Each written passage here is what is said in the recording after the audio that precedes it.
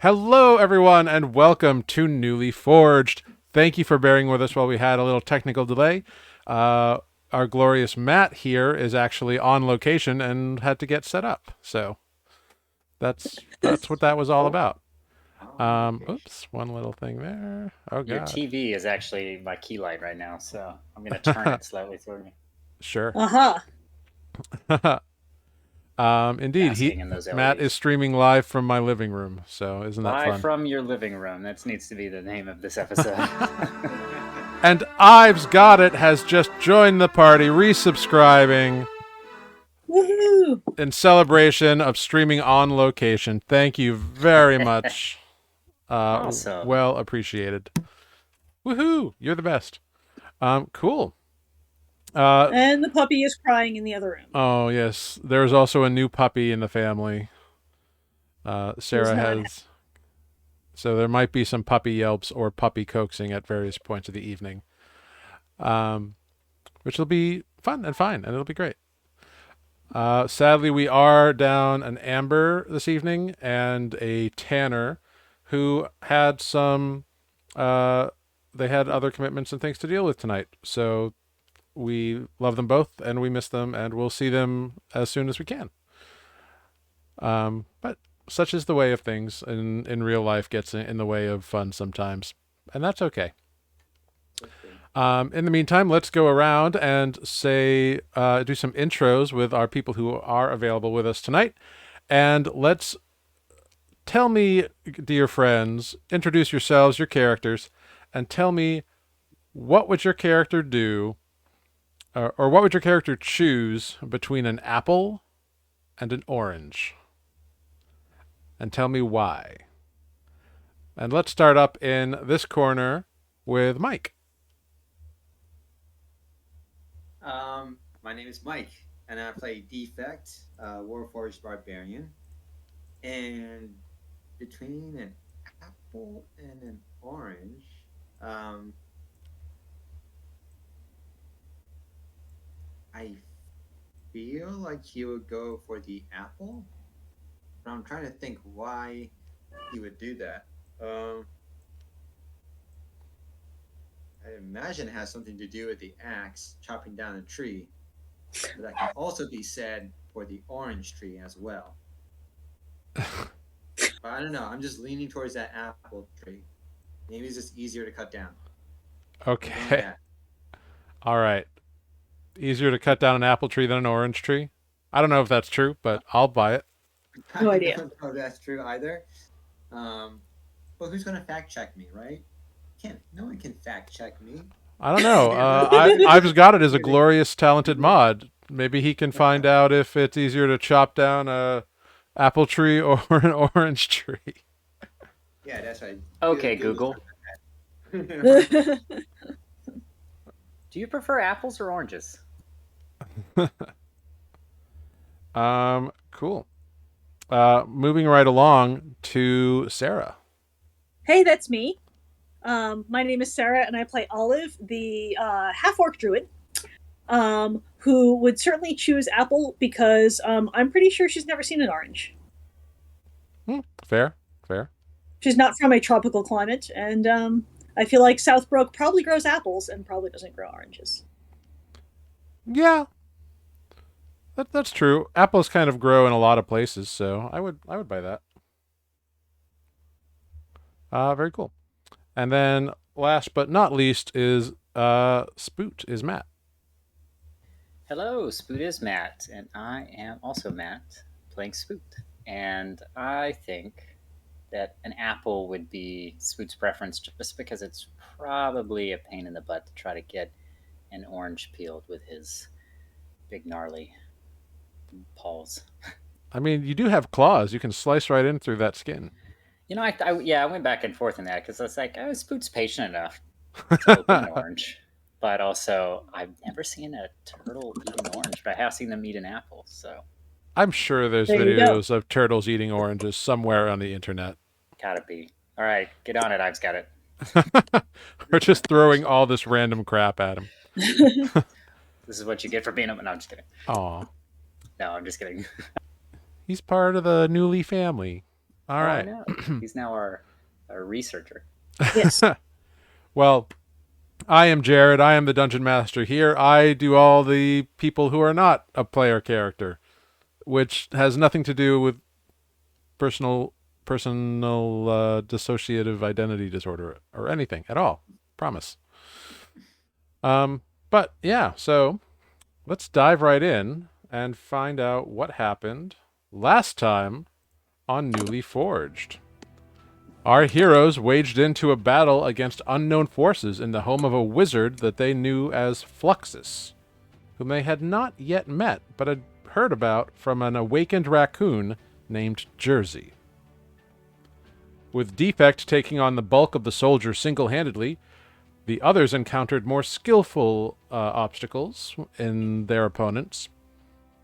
Adis was luckily revived in the nick of time, and Olive was promptly ensorcelled with an order to, quote, go back home. And Adis managed to come to and make out the voice of their old enemy, Bodo Proudbody, the halfling lieutenant to Oligar Greyclaw, leader of the Red Crows. However, through a series of well-utilized spells and abilities, the invaders were able to escape the melee, while the party battled a flame-hurling devil, and then were forced to reacquire Olive, who was on her way back to Southbrook, walking down the road.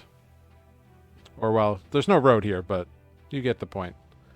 She made it 150 feet from the bottom of the cliff before Defects caught up. I just got it asked if he's a knowledge mod now, and the answer is yes. You know so much. Mod, that's the word I was trying to think of earlier. However, Adis and Spoot managed to find the resident wizard unconscious and discovered that he was, in fact, not human, but was, in fact, some sort of changeling or shapeshifter. And when he came to, Fluxus realized that the invaders had stolen his ring, a ring which it turns out is an artifact that contains a chip of the Sway Shard. And it grants interesting abilities, and in the hands of someone like Bodo, it could lead to dire trouble. The party confided in Fluxus that they also had a fragment of a shard, the Blood Shard. He became very interested in it, as he is an enchanter, and such a thing would provide much knowledge, and if he were able to craft an item out of it, the possibilities would be endless. The party reluctantly agreed to let him handle the fragment, warning him that last time it hurt Adis.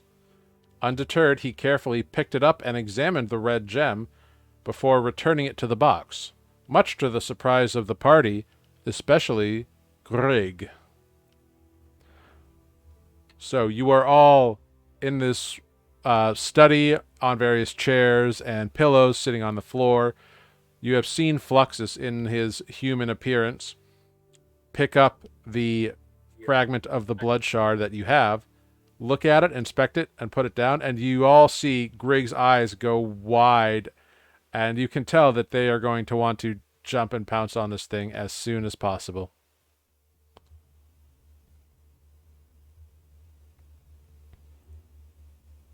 Well, I'm gonna hold Grig back a little bit. Okay. So Grig like jumps forward, Defect, you hold them back. Hold the Grig back. Yeah.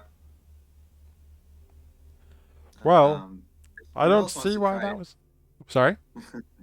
If someone else wants to try to hold it, Yeah, pick it up. he just puts it back and he's like, I don't really see why that was so dangerous.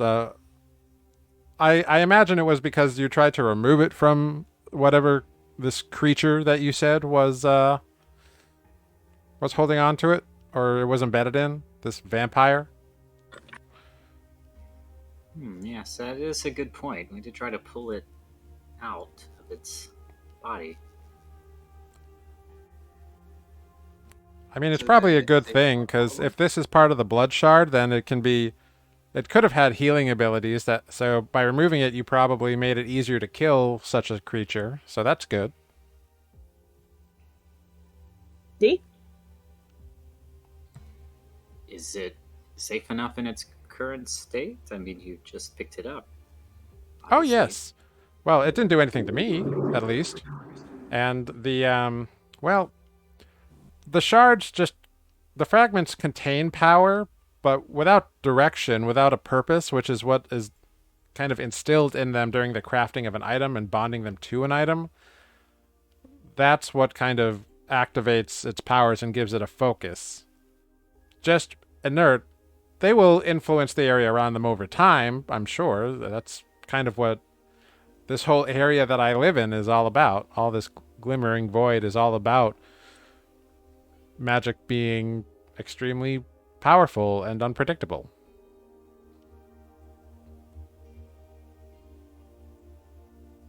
Olive's just going to go up and kind of touch it gently with one finger.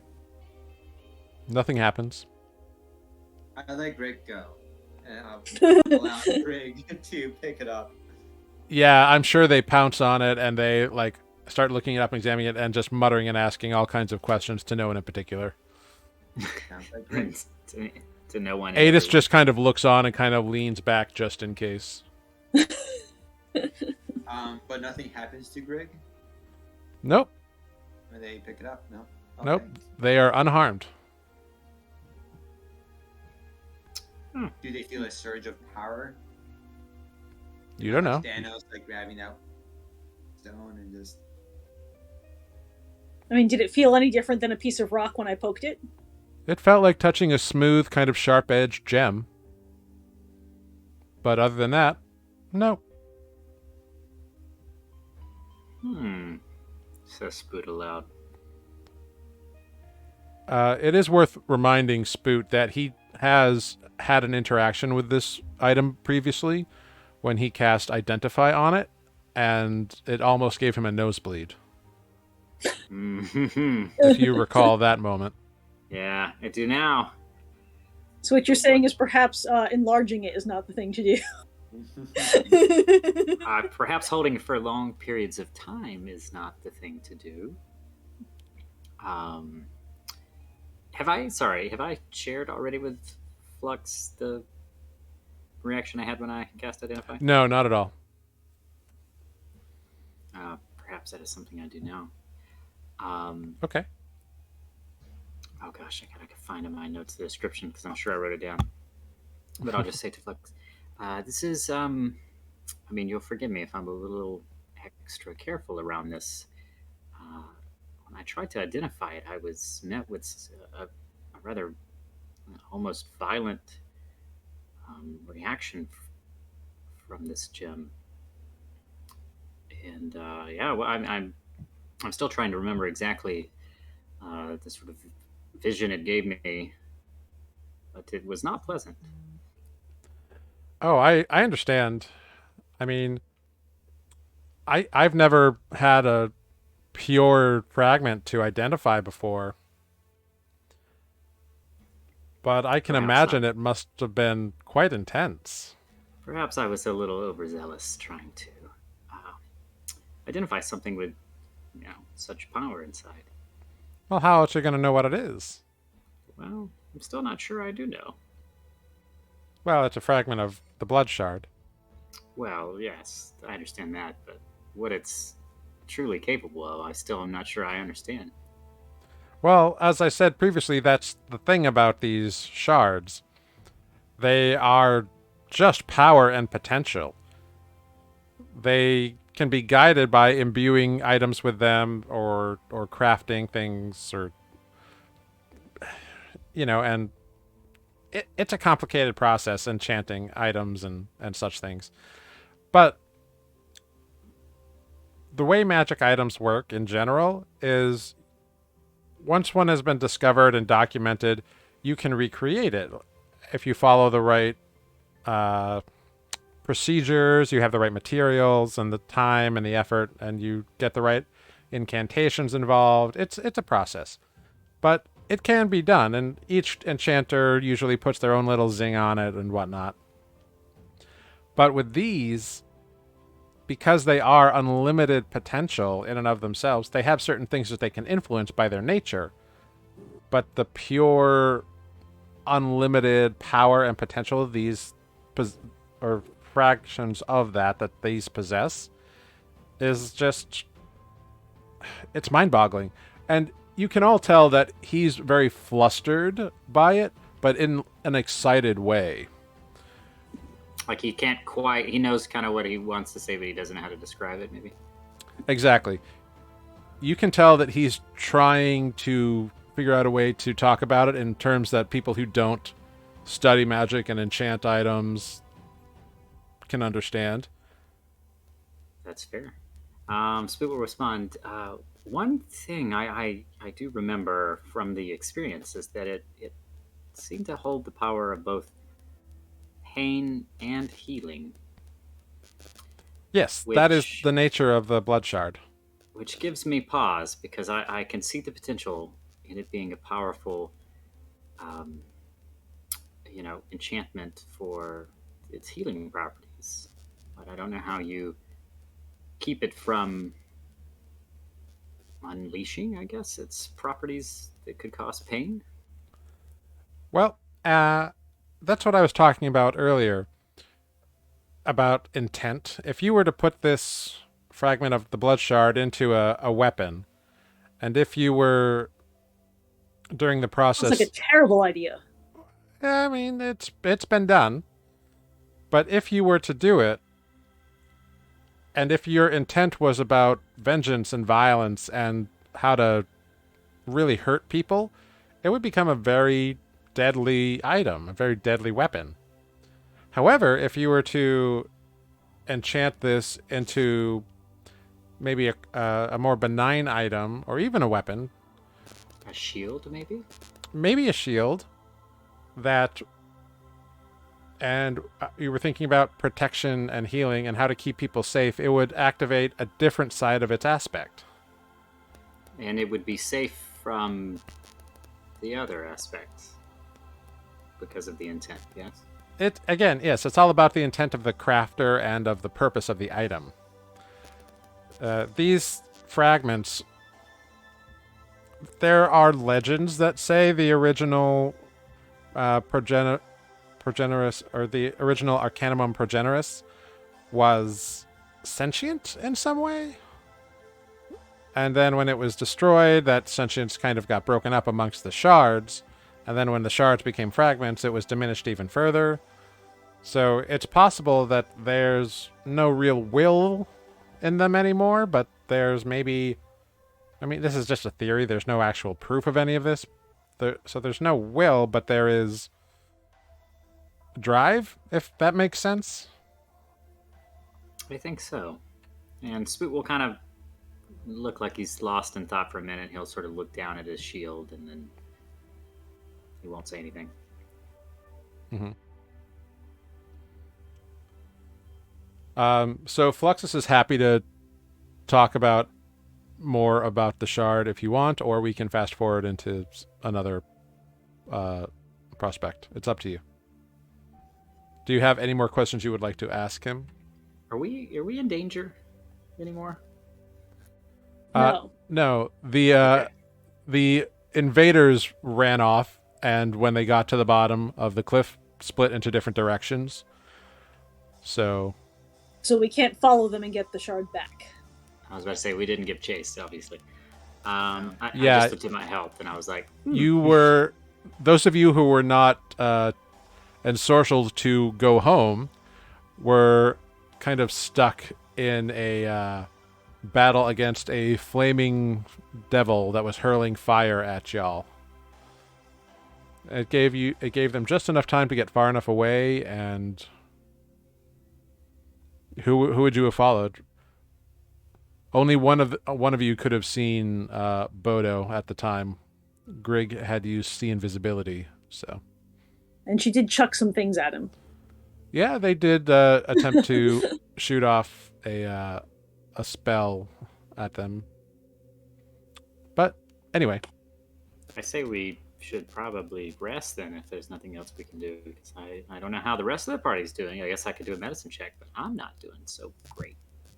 Olive's doing great because all she did was walk. That's probably wise. It would be a good idea to get some rest. Although I should probably do something about the front door first. It's sort of still blown in or smashed in. Oh yes. Really wish I had traded out one of my useless cantrips for mending. Well, I'm sure you could learn that. Uh, It'll take some time, but yeah, if I think if so. any of you are good with tools of some kind, I'd appreciate any help in repairing the front door. I do have some masonry tools that. Well, Hmm. we will have to mount it into the wall, and the wall will need to be repaired a little bit too. So, yeah, I mean, uh, Might I may mean, if not you be were a much more than carpenter or cosmetic. something, that would be like extra special. But I'll I take mason. mean, Greg might have some carpentry tools. Yep. I will at this point remind you of your channel divinity feature. I was gonna say Yes, you can. that I do not need to be reminded, but I do need to be reminded who's got what tools because I know Greg and I purposely went out and bought a bunch of tools, but I think Greg has uh, the carpentry tools? Question mark.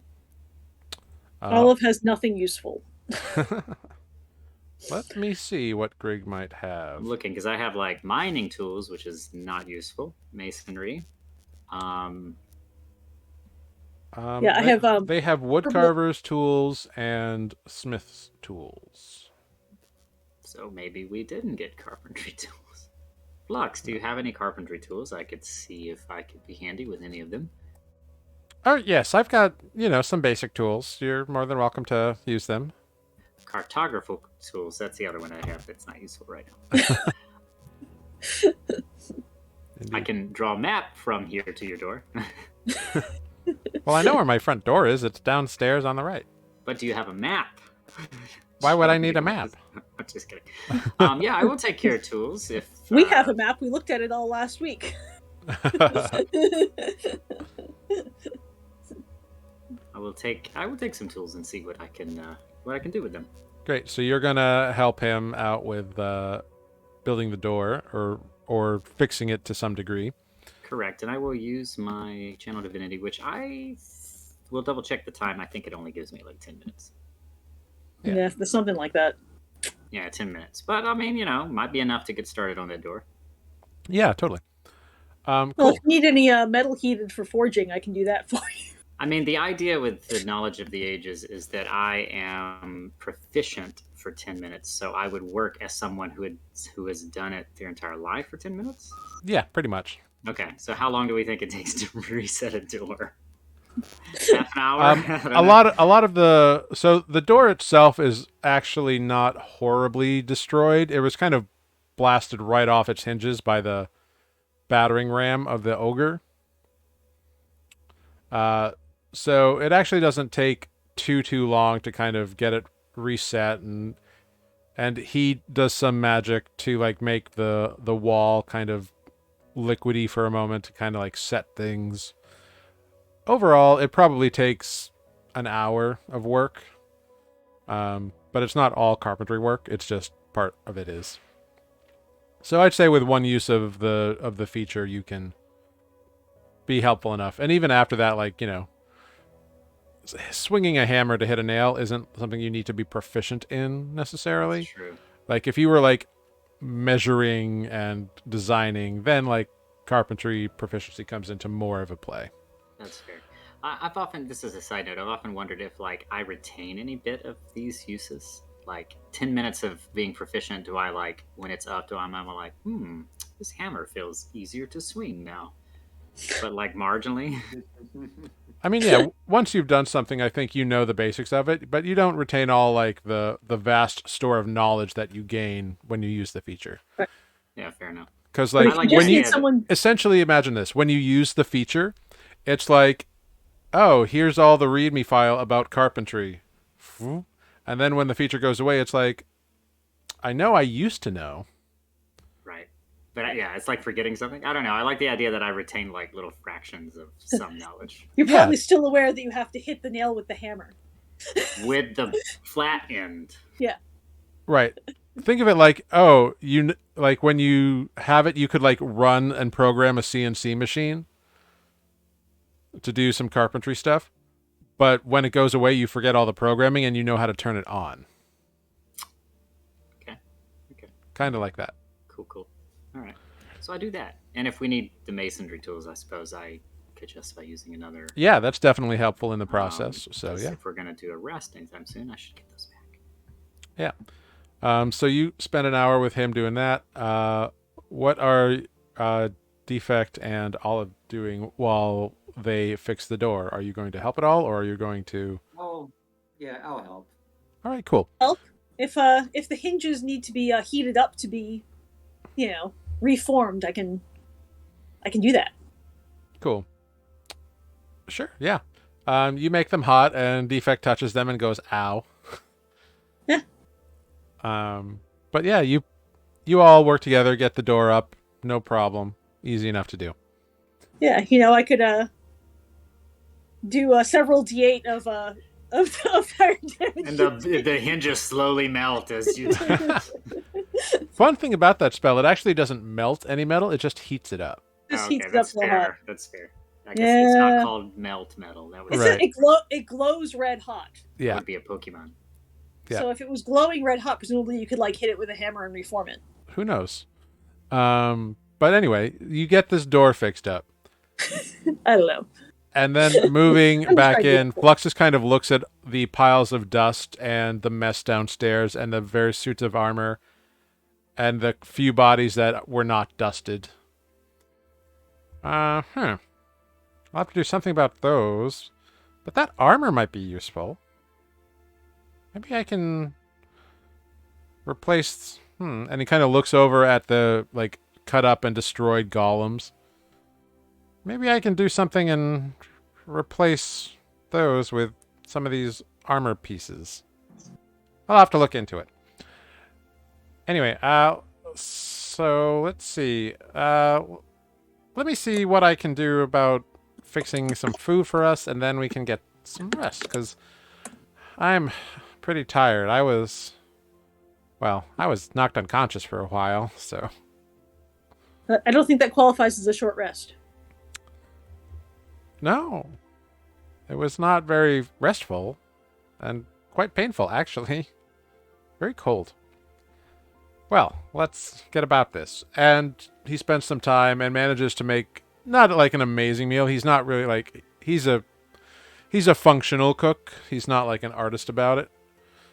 But I share my orcish spices with him. Oh, he appreciates that. Yeah, he's into it. You all eat, and he fixes up some cots or whatever. He materializes them, and you all can hunker down, turn in early, get some rest. Yay, rest. Nice. I suppose there's no real need to do watches, right? We can just sleep. Yeah, he does mention that, a couple of his warding glyphs have blown off, which is what killed two of the ogres that fell down at the base of the cliff. So he'll have to redo that, but that's going to be something he has to do on another day. Fair.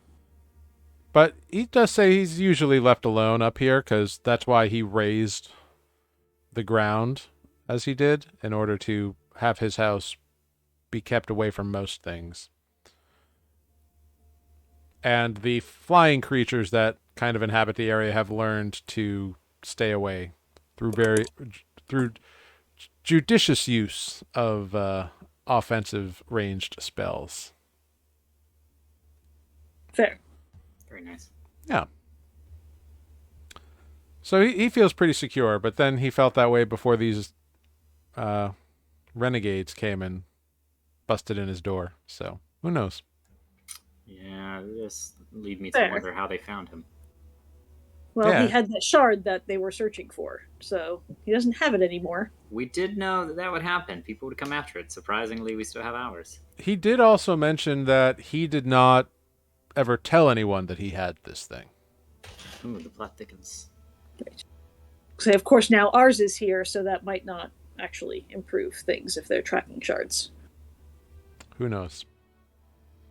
Although, as a note, you also do keep the one that you carry in the bag of holding. So, Right, so it's on another plane. That's a good point. who knows if that affects anything? I mean, you do. Ugh. I don't know what you're talking about. Only if the magic rocks say so. And probably Tanner does. Not Adis, Tanner. Tanner is quite wise. But anyway, so you are all able to settle in, hunker down, and get some sleep in. So you're not doing any watches or anything. No. Cool. Survey Well, yeah. says. Cool. You don't have to. No. Should I cast augury? I mean, they're not going to come back, are they? They seemed pretty intent on going away. Yeah, I don't think they'll. No, All right. No watch it is. no watches. All right. Everybody make a Constitution saving throw. No, I'm just kidding. Oh, damn. No, And we're you back. all nestle in fine and have some restful sleep. Spoot. Ooh. Should get my notes ready. Probably, yeah. As you settle in for the evening, you feel a couple of things. You feel a little bit of soreness. You got kind of beat up today. You know, you walked the past couple of days because your horses were decimated Ignominiously killed. by the Anonymous, you Chimera. say. Uh, I do So- remember that. but like you're used to walking, you've always walked. It's a weird climate. Your spells have been a little interesting. Nothing's gone wrong with them, but you've definitely been using them a lot, and you've kind of felt strange about it in a weird way. Like there's been something attached to it, but you haven't quite put a finger on it yet. And both Adis and Greg have described like the air around them feeling fuzzy or pink, which is weird. And you've maybe been ruminating on that as well. But you settle in, fall asleep, and you dream. And as you dream, you are walking through a very familiar looking place at first. You see piles of vegetation that are beginning to rot. You see fallen logs that are covered with moss and lichen. You see vines hanging from trees, and you recognize it's the swamps of Lowgrail. You are walking around a place you've walked around a long time. And as you walk, the familiar swamp kind of fades away, and you find yourself surrounded by dry, needleless pine trees, and you find yourself walking in another area you've been through. You see yourself walking through the withered pines, where you first really met these people that you've been traveling with for months now. And from the withered pines, you find yourself walking up the plateau to red sand, and then through the deserts in the arid waste, over the grassy plains of the brambled plains, which was a little redundant, but go with it. You find yourself underwater in Broke Lake. You find yourself in the pastoral plains, in the forests of the Frigid Duke. And as you're walking through all these places in your dream, you realize suddenly that there's someone walking with you, right next to you.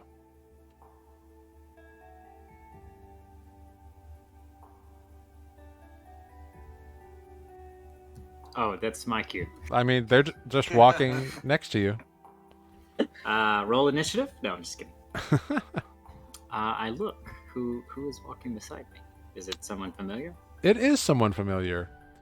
You see silver skin, long golden hair, a both featureless but beautifully defined face. You see this silver-skinned individual with wings that you've seen before in your dreams and visions.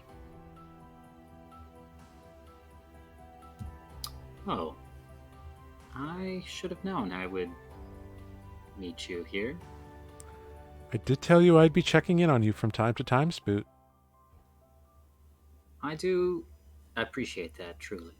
It makes me. It gives me comfort, as I am often unsure moving ahead, as you know. I'm glad. I am here to offer advice and comfort and to assure you that you are not alone. And we've been paying quite a bit of attention to you. You've gone a lot of places and learned a lot of things. You've been expanding your horizons in more ways than one. It feels, now that I've taken this journey again, I'm realizing that I have been a lot of places. But in a lot of ways, it feels like I've seen nothing. There's so much more to see and so much more to learn. It makes. Yeah. Sorry, go ahead. I didn't mean to. I was just going to say, it makes me reflect on the things that I have done and try to remember the things that I have learned. You see a smile cross her face, and it's almost blindingly brilliant and beautiful.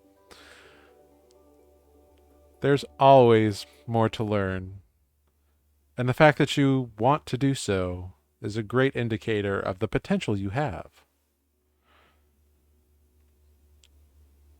Spoot, not many people follow the Horizon Walker on this journey, meandering through the world as it is. But yet you have chosen not only to follow, but to embrace the ideas, to learn as much as possible, to travel as far as you can. It's much appreciated. And we feel that this thirst for information and knowledge and awakening deserve a little something. So we want you to know that we think it's time that you know a little bit of the truth. And the truth is always subjective.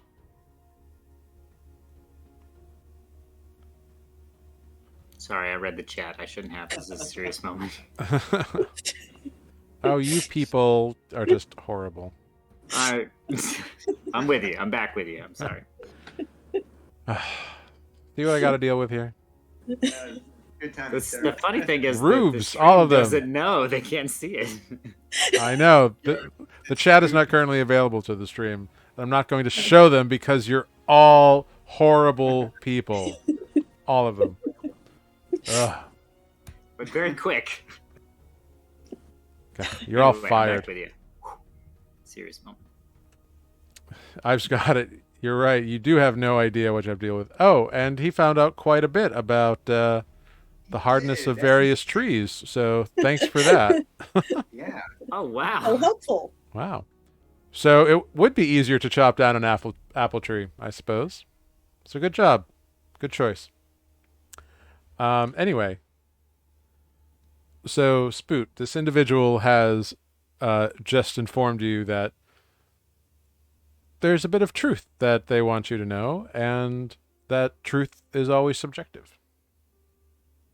The second part is intriguing.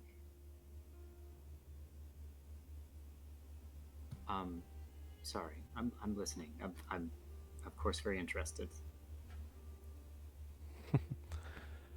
The first thing you must understand, Spoot, is that all things are true. Few, however, are accurate.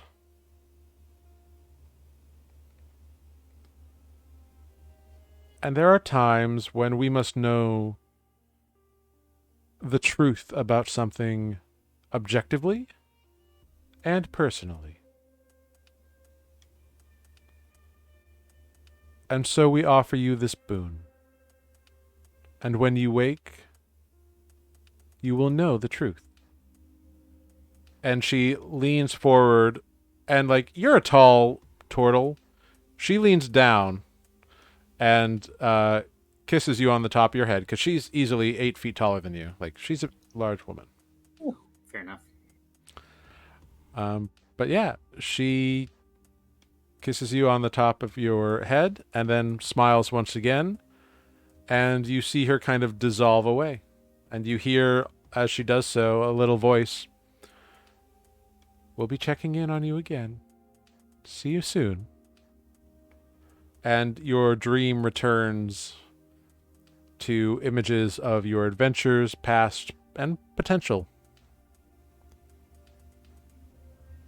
As you are well aware that you are on this road to a new location, a new horizon, in the Verdentious Glen, the Verdentious Causeway.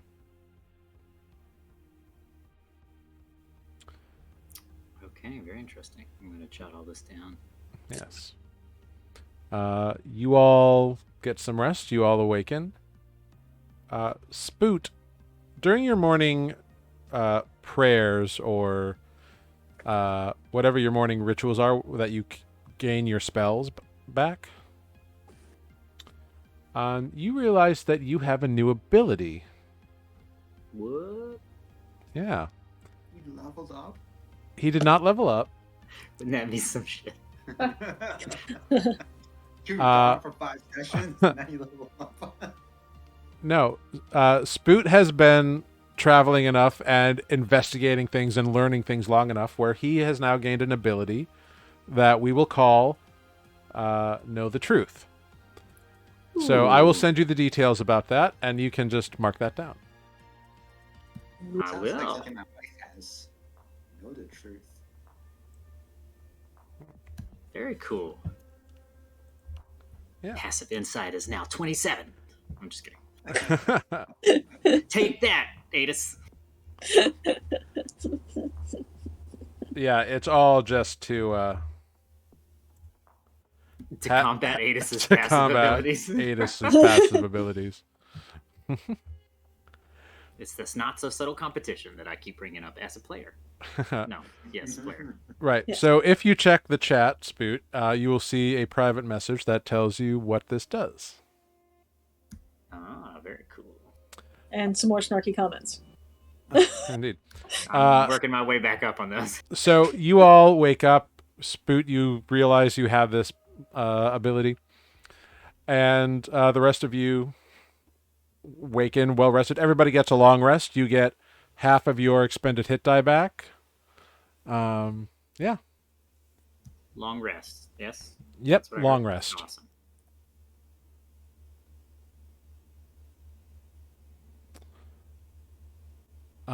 But yeah. So you all get a long rest in. And it is up to you what you want to do. Fluxus is happy to give you respite if you want. He also mentioned that there's a town about a day away. So it's up to you if you want to spend a few days here with Fluxus or if you want to keep going on your quest. I mean, I sort of feel like we've seen everything there was to see here. Yeah, he's just kind of being nice. I mean, you did kind of save his life. Fair. I think we should continue on if we've rested and we've gotten all the information we're going to get from this guy, unless someone has something else to ask him.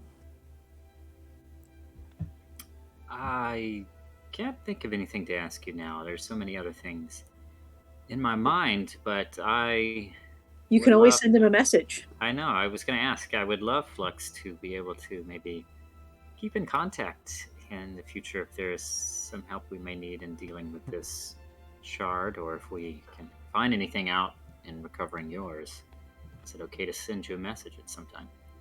By all means, do keep in touch. If you would like me to attempt to craft something out of that shard, that fragment that you're carrying, to make it useful, I'd be happy to do so. I fear that we'll just call those people back down on you. Well, I think they got what they wanted. I mean, I've never seen them before, and they attacked and stole my ring and then left. I have other valuable things that they didn't touch. Yes, but we've encountered them before. And what were they doing?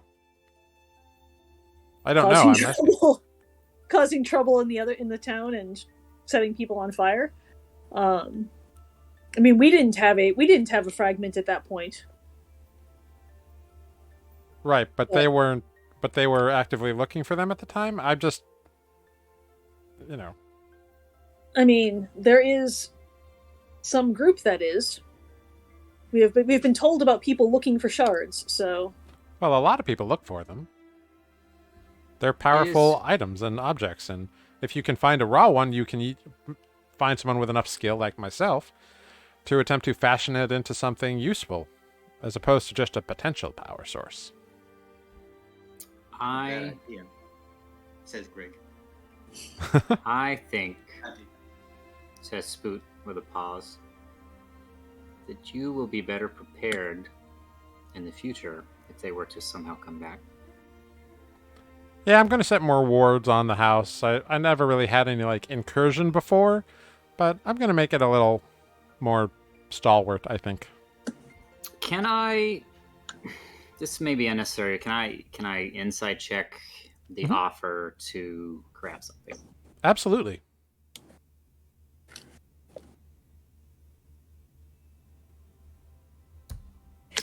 Weird. It's not doing the thing.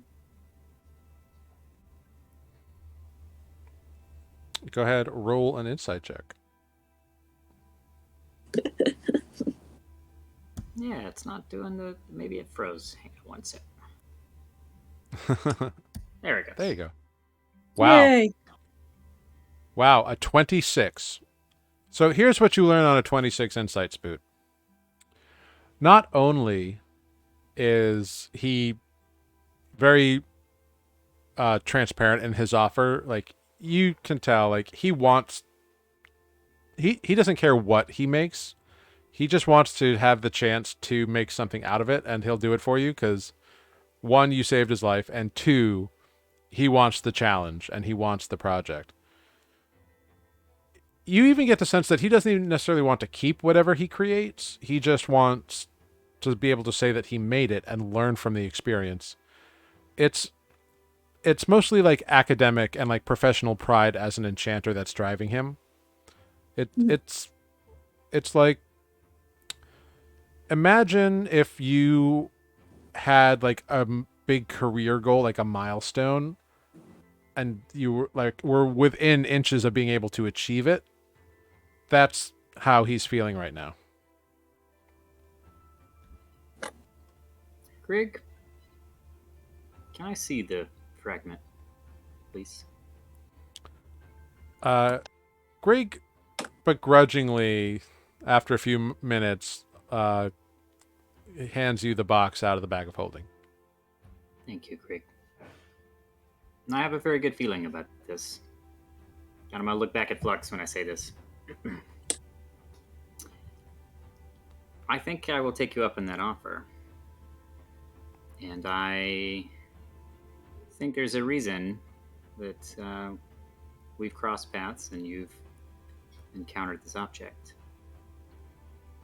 And I'll hand over the box. Okay. And I'll ask for what to craft. Mhm.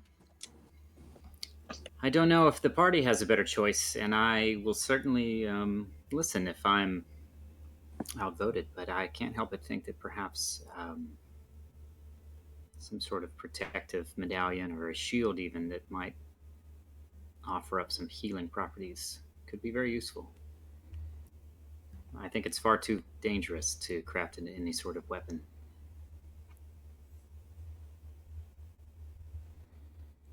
I can certainly do that.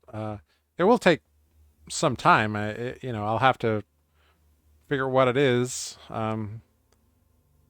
If you have a particular sort of item you want, like it does help narrow it down, and I can be more objective about what kind of materials I need to acquire and such things.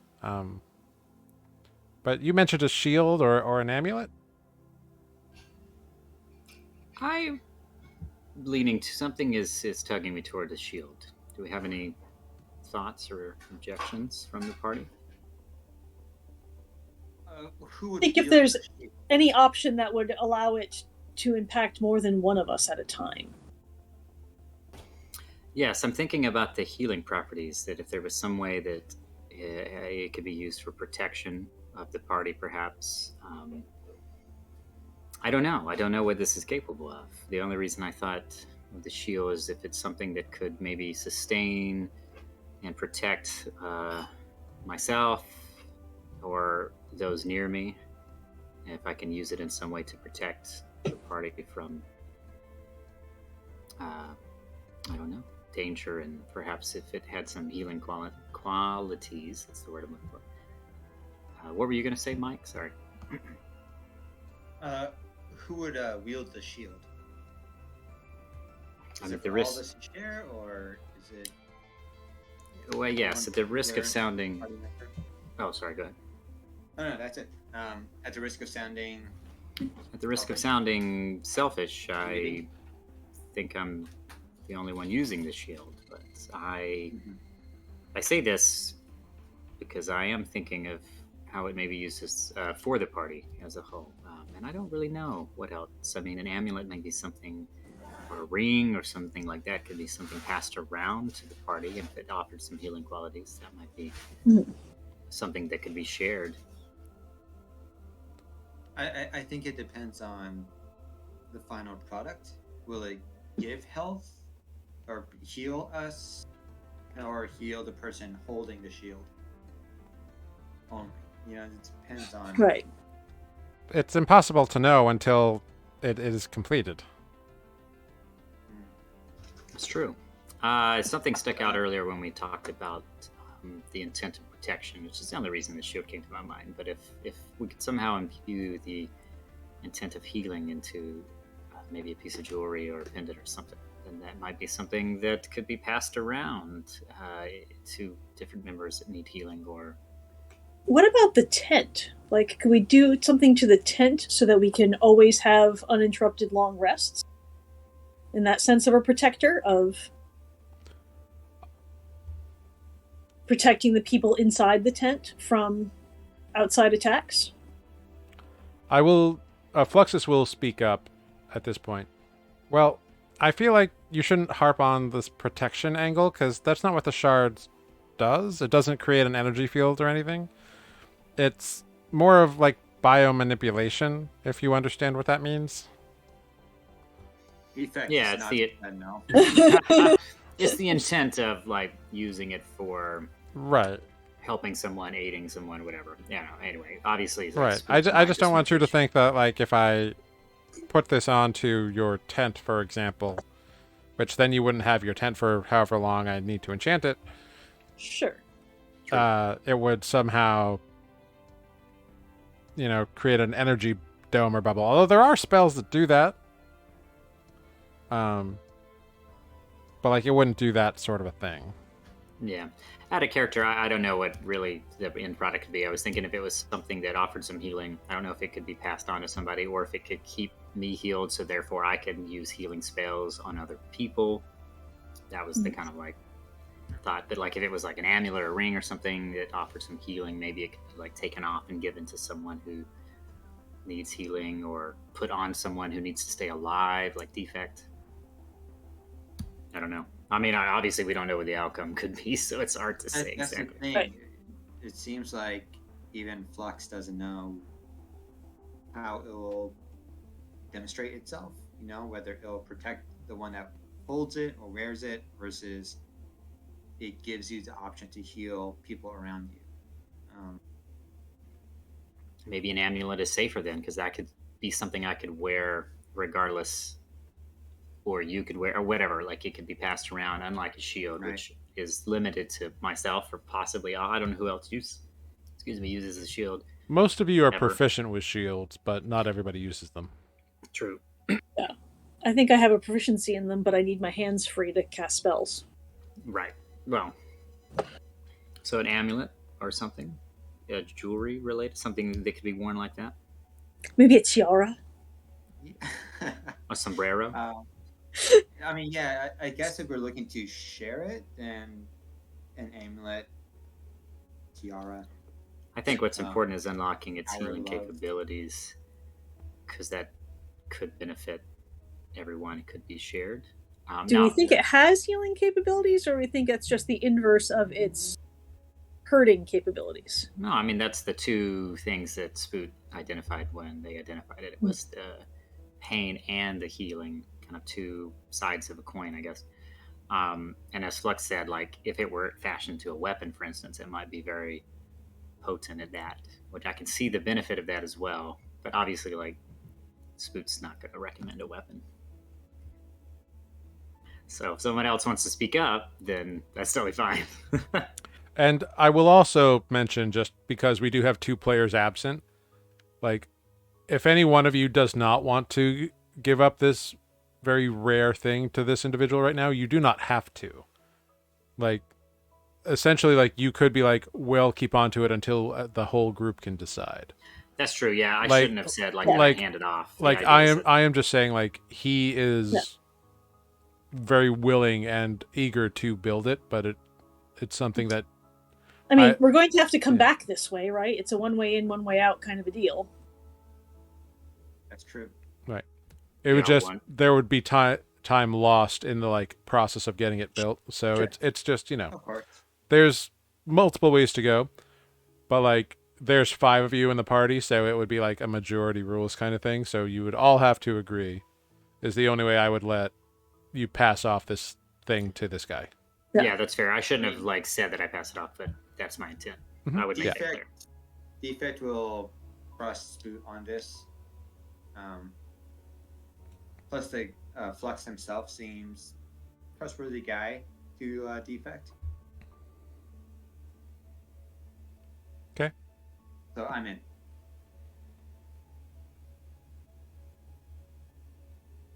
Doesn't necessarily distrust this guy so much as is really unclear as to what we're hoping to accomplish, and feels like a great deal more research might be needed before we undertake such a thing. If you have specific questions, Fluxus will answer as much as he can. Like he's been very open about the fact that he wants to do this. Sure. And so he will facilitate any understanding he can. What does he recommend that we might create with it? Well, that depends on what you want. Again, through all my research of these items, intent in the forging process is most powerful. Like, I could put it into a weapon and focus on that the weapon is going to defend and bolster the individual wielding it, which I don't know exactly what would happen, but it probably wouldn't make it a particularly gruesome weapon. Meanwhile, I could also put it in something more peaceful. Like I could put it in an amulet, or I could put it in a belt, or a boot, or even something like that. And see what comes of such things. It's hard to explain when you know so much but have so little practical experience, because I've read every theory I can get my hands on about how these things work, every treatise, every bit of research that I've been able to cobble together over years from all kinds of random sources and other planar entities. This has been my life's work, you understand.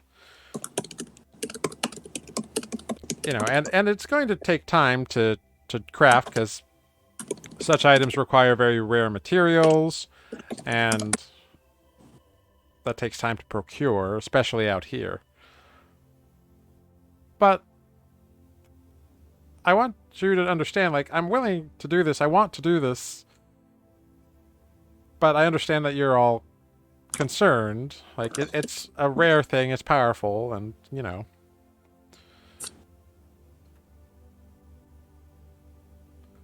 I can't guarantee that it's going to work in a specific way, because these things have so much potential that it's hard to narrow it down. It's not like I'm adding the right amount of thing X and thing Y, and by Sure. doing that, it makes a known reaction.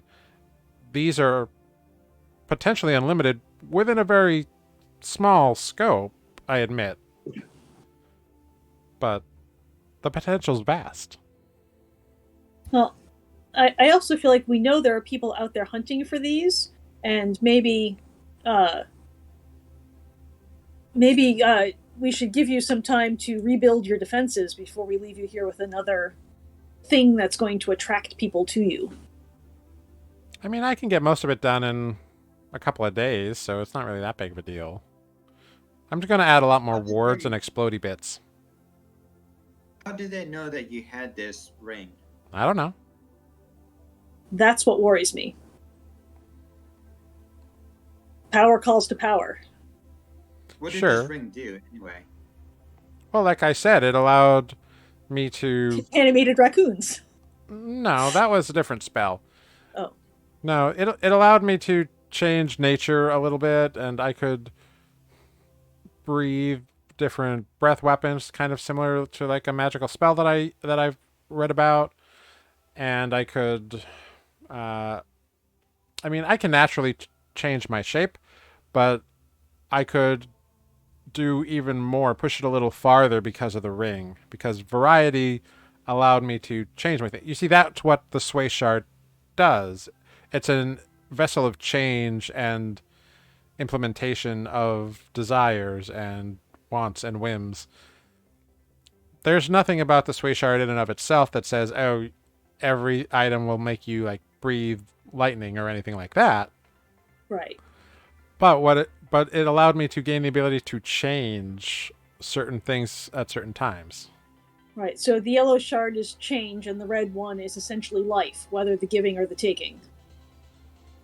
Yeah, if you want to, yeah, simplified, yeah. Yeah, you muggle. I mean, it's very technical and complex, but if you boil it down enough, yeah, that's where you get.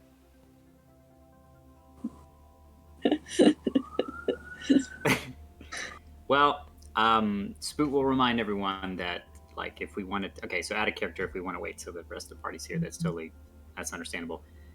In character and in the moment, Spoot would offer it up, based on what he has witnessed. I'm also willing to like let this lie at whatever your votes are, and then the other two can give their votes at a later date. And if you all agreed to it, you could have left it with there, and if you didn't, then you have it with you. Sure. Fair enough. I feel like Adis will object to this. I'm trying to Rationally imagine or what not. Tanner's going to say. I mean, he has made the offer. We'll finalize the decision once everybody has like been able to chime in. But you've all raised some good points about it. So next time we have everybody, you will either have left the box or you will have the box with you. All right. Okay. Fair enough. In that case, onward. Cool. Let's see if we can get through this void and maybe get onto the Right. Verdenton part. Yeah. You all, are you going to just keep on traveling on course towards the Verdentious Causeway? Or are you going to do any kind of stopover at the little town that you were told about? The town, I think, actually. Gonna say, does anyone need anything in town? No, but I mean, not Defect personally, but I feel it's always good to ask the locals what they know about the area. Fair, fair. Pick up side quests. I don't know. Fluxus does tell you it's a very small, like, farming and, like, herding town. It's not a big metropolis. There's not a lot of stuff. Pick up some more attacking books. Like, he doesn't buy his, like, magical supplies there because they don't have that kind of stuff. He buys, like, foodstuffs and, like, mundane materials just for life. But it is a bit of, pardon me, it is a bit of, like, civilization in this wild, crazy void. I mean, we've lost I our think- horses and our cart. Right. And it's Is it on our worth way getting new towards ones? our destination, or is it? It's a little more east than north. It's more it's closer to the river. It's closer towards the Divide River, which does run up in the direction you want to go. It's just not as direct. Perhaps not a terrible slight detour. And from where we are now, how long is the journey to the town? Is it like a day's travel? Yeah, it'd be like a day or so. Day. Okay. Yeah, I'm leaning towards the town. You can get behind going to town. Spending a night in a structure. Okay. Not that Olive can afford to spend a night in a hotel room anyway, but some other people might want to. Y'all bougie. Not everyone carries their home on their back. Would we be going anywhere remotely close to where part of the enemies that split could have gone? Yeah. I mean, they kind of went in all directions. Yeah. So. There was like we 5 or 6 of them, and they went in various directions. So I think we just keep our eyes out for anything that could remotely resemble tracks of some kind. Yeah. Perhaps I'm down aid with us in that. his Passive, ridiculous passive perception might help us with that, and perhaps maybe even T-Vex Eagle Eyes. I Yeah. mean, it looks like the incursion was spearheaded by our dear friend Bodo, so he could be anywhere. Who's that? I'm just kidding. You may remember our friend with fireballs. I do. Shooting through the windows. But yeah, I think we're ready to head out. No? Yeah. Should we have Onward. breakfast? Should we have breakfast, or should we good bury it up? yeah, Fluxus provides you with breakfast. That's right. Good. Any excuse not to eat another good berry. Cool. Great. Somebody roll me a D20, please. Sure. I can do it. 9. Cool. Yeah. It is a clear day, and doesn't look like there's a cloud in the sky. It's a very bright, open blue fall, early fall kind of day here on the plains. I would like someone to roll me a D100, please. That's somebody else's turn. Okay. Mike, you got it? All right, I got it. 39, baby. Cool. Very good. I like how that D1 is a crit fail. You just Choices are cease. fail or fail. You just cease to exist. That's not even flipping a coin. Jeez. Right. Cool. So yeah, you all head off and make your way. Downtown, You're not making your way downtown. walking fast. No. Where all the lights are bright. No. Bases pass. I will destroy you all. Everybody make a death saving throw. Jared just gets up and walks to. I'll be right back. Walks to his living room. Cool. Yeah, so you all descend. That's a DF. A defudge. I don't know. It was the bottom thing on the list. I wasn't sure what it did, so I pushed it. Okay. Great. Don't understand anything about what I'm seeing. You're good. Cool. Should we do a? I mean, we have a road ahead of us, presumably, right? It's not so much a road, like it's a walking path is really what it is. I mean, just for safety's yeah. sake, should we do the old survival check? We can't talk.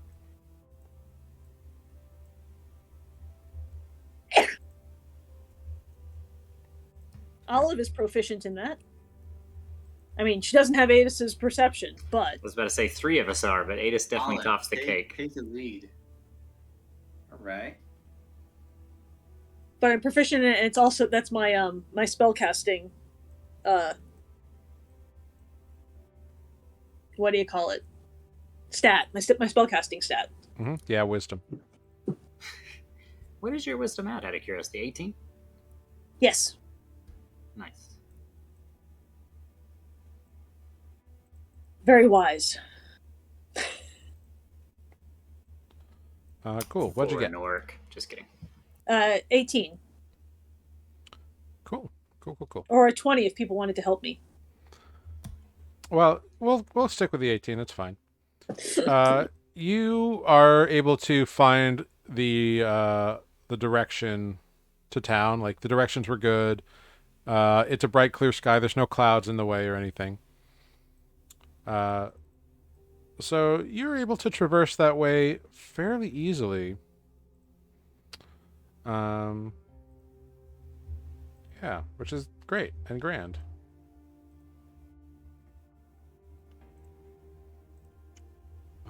So good. I don't know if... Cool. So you travel the day without any things for the first half of the day, no problem.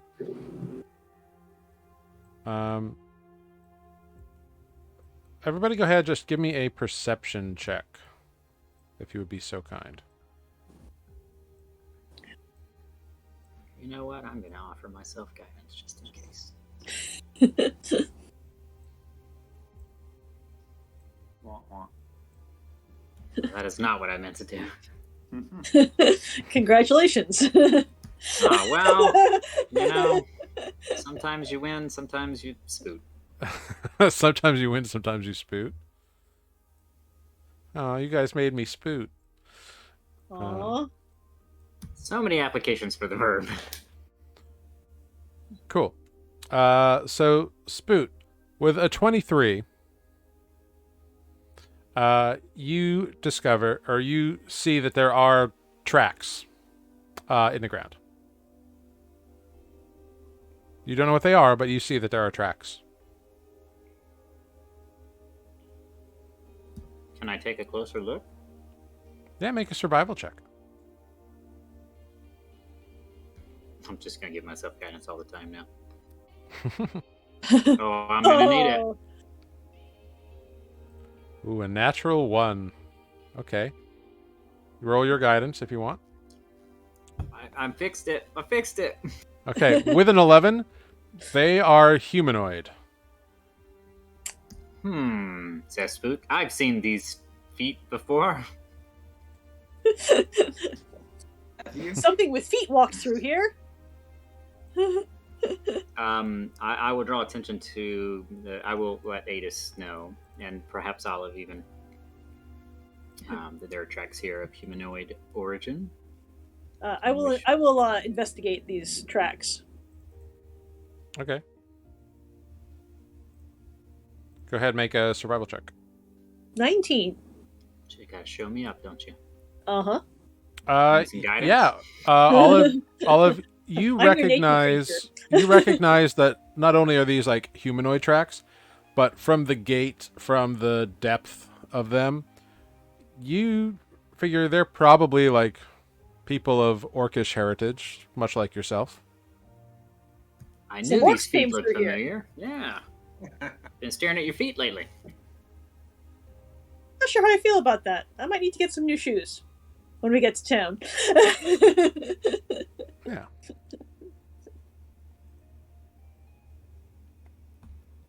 Should we be concerned, Olive, or should we just? Probably. follow We did. Didn't the what's their names tell us that there might be some marauding orc tribes through here? Good. I think we I don't remember. would be on our guard. You know, I've already forgotten what they were, but the people, the bugbears. The bugbears told us that there were some orcish tribes. I see. I forgot about the bugbears. It's weird, my memory. Okay. Well, we'll be on our guard, perhaps. Perhaps Adis goes in the front. Can I tell how old these tracks are? With a 19, not terribly old. Um, they're probably less than 2 days. So, maybe not real fast because we don't want to catch up to these people. Although we do want to get to town. Are the tracks headed toward the town? Uh, in a way, yeah. Like they're kind of headed that way. Right. Maybe we should proceed more stealthily than average. And then Ada says, "They're taking the hobbits to Isengard."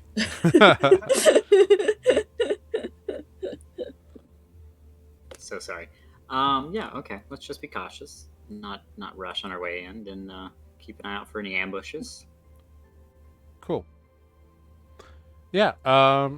So you can all do a stealth check, the three of you, and you can do a. It's going to be a group stealth and a group perception check. So Hmm. So we just all roll individually. yeah. Well, that Yeah. seems... Oh, Damn, spook. All right. Ninja Turtle strikes again. It's a natural 20 on the spoot die. Okay. Just for good measure. In between the three of us. Cool. Hey, not so bad. Yeah. So across this open plain, you are moving very quietly, which is great. It's good because we're definitely not invisible, though. Yeah. No, like that's the thing about stealth. Like you are moving very quietly, but you're also in an open plain. So Well, Right. I would like to keep. I mean, Spoot would like to keep their eye out. I mean, it's an open plane, obviously, but keep their eye out. If there's anything that looks just out of place, like is there like a big rock on the side of the road that somebody could hide behind? Something yeah, like go ahead and make a perception check. Yeah. I mean, there's also no place for the orcs to hide. Yep. Spam in that guidance. Cool. I'm trying to catch up for all the times I didn't use it in the past. Uh-huh. Yeah. So you head on for a while, and you come to a place that's got some shrubs on the side of this like meandering path that you're on. And you have Adis up in the front, and then Olive. Are you up there with him, or are you back more? Like, what's your marching order? I think if Adis is toward the front, I will pick up the rear and kind of keep an eye out behind us. Cool. Spoot, where are you? Remind me, Defect. I've normally been toward the back, haven't I?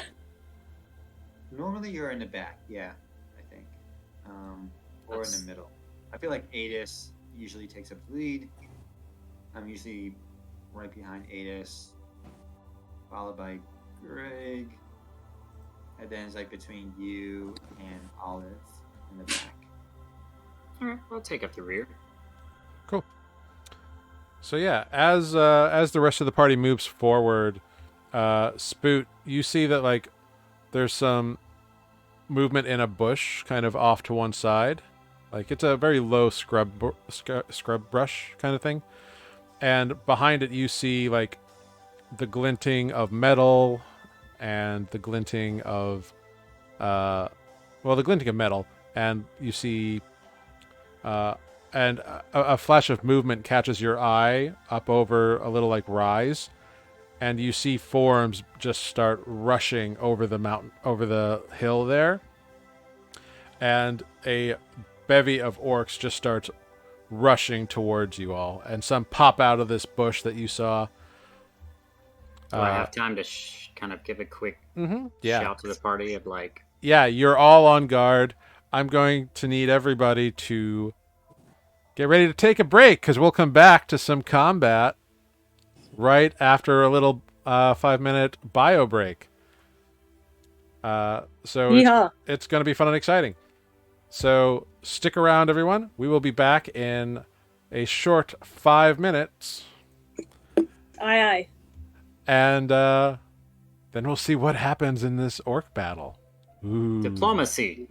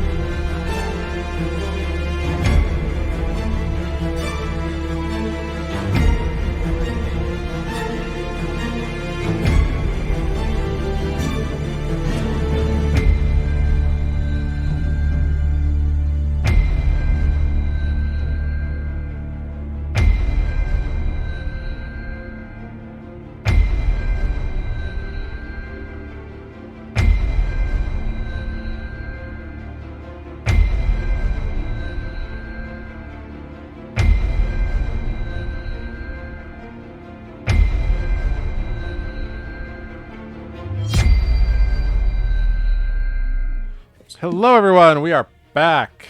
We're going to hop right in. I'm going to need everyone as these orcs come raging over and around. They're kind of coming at you from all sides. I'm going to need everyone to roll initiative. And that will bring you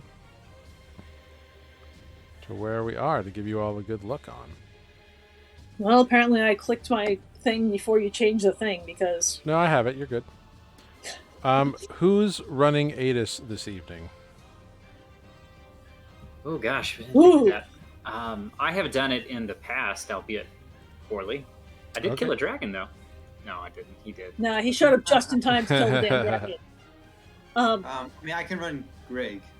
Yeah, I figured you'd run Grig, so that's all well and good. I've never run anyone else, and I'm a little scared to. I'm afraid I'll kill them.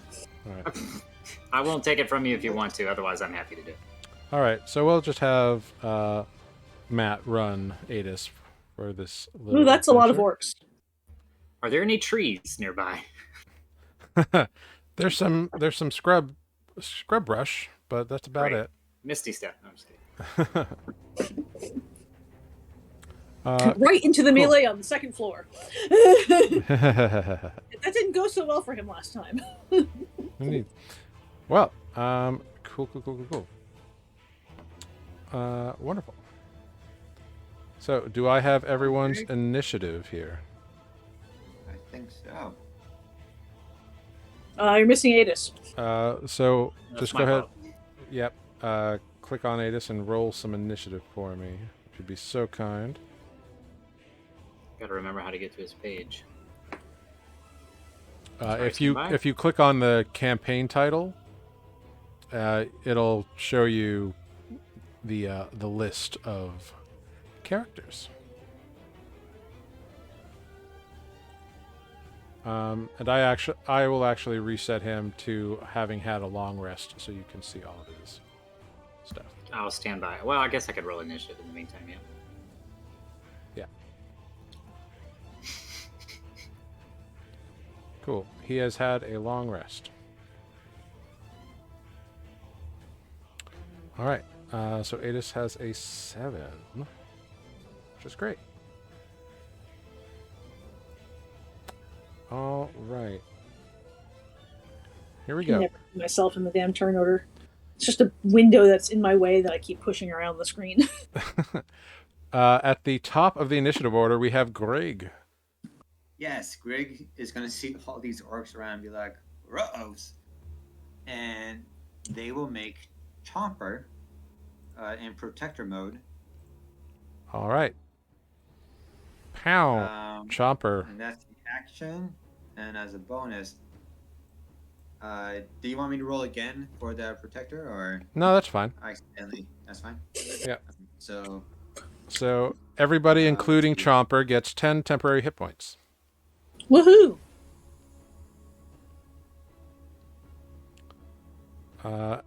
Anything else from Greg? that was the action to build. The bonus for Chomper. Let's see. I think for now, Greg is going to stay in the middle of this company of heroes. So. All right.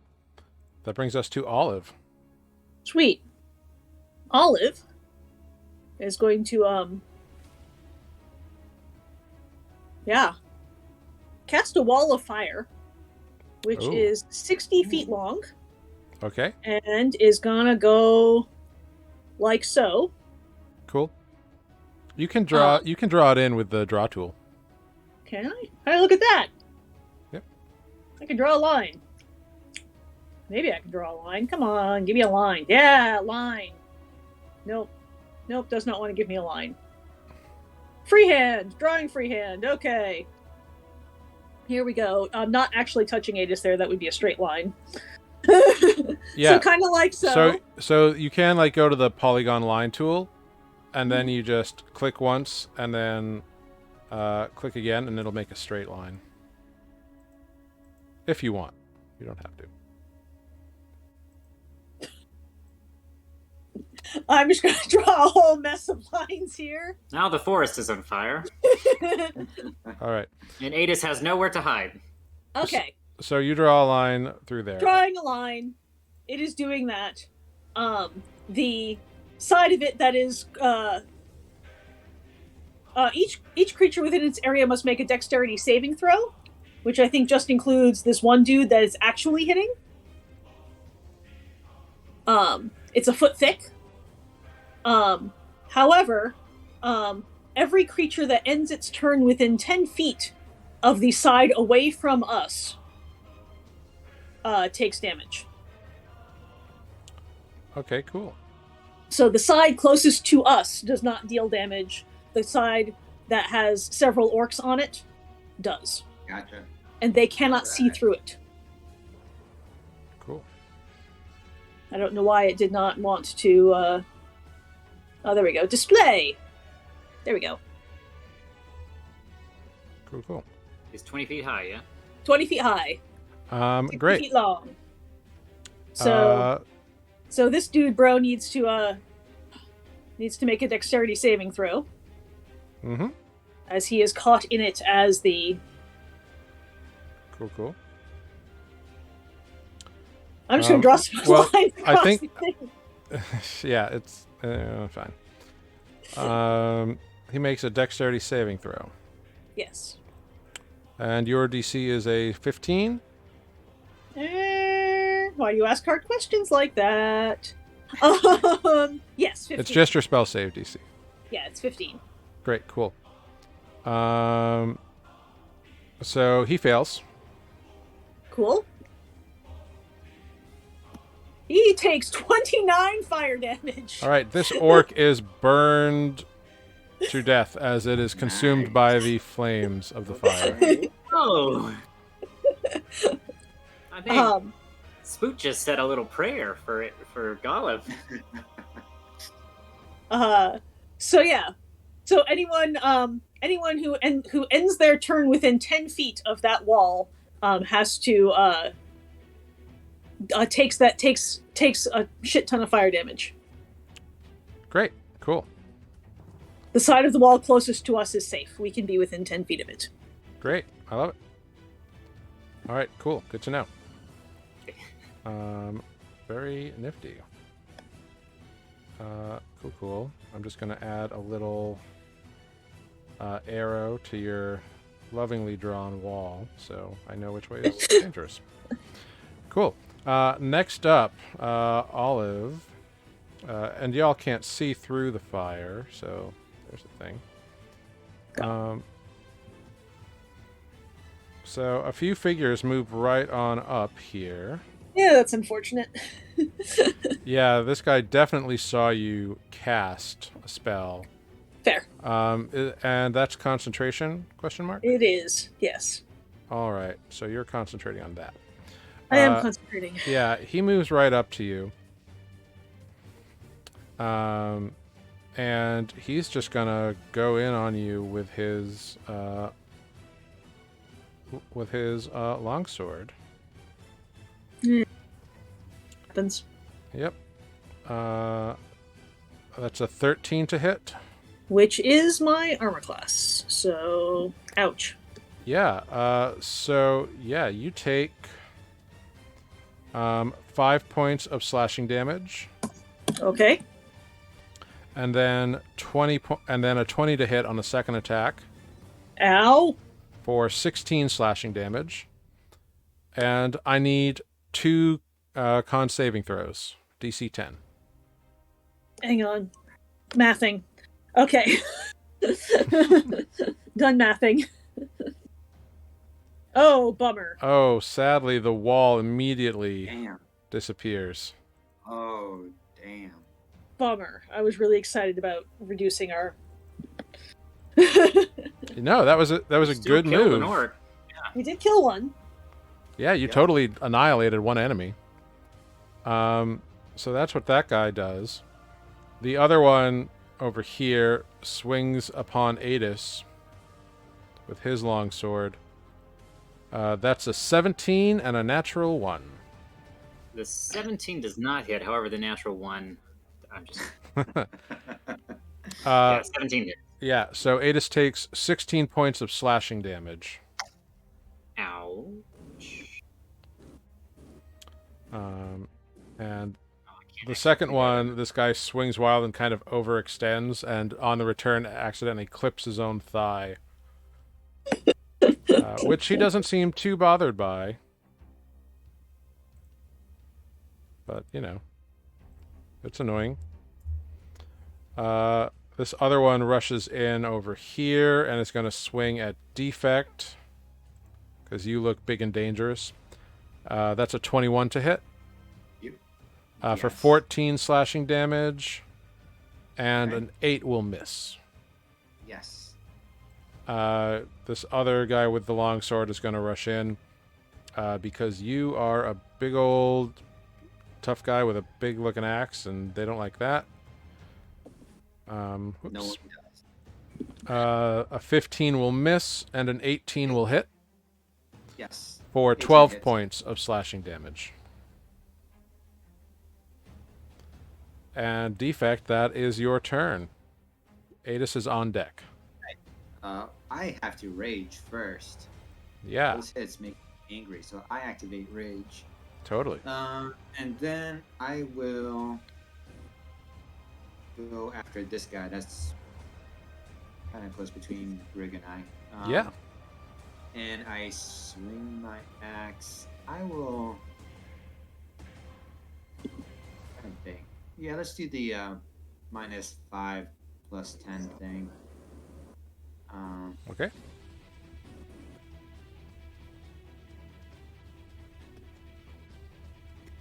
Nope. Unfortunately, a That's 7 will miss. Dope. Okay. Yeah, let's just do a straight attack on that one now. Okay. A 23. A 10. 23 will hit for 10 points of damage. Excellent. Excellent. And then I will. Let's see. Can I move my guy over to here? is that You, like- you can't move through their space, so you can't get through them. They've formed like a So wall. Okay, so I'll just stay here. All right, that brings us to Adis, and Spoot is on deck.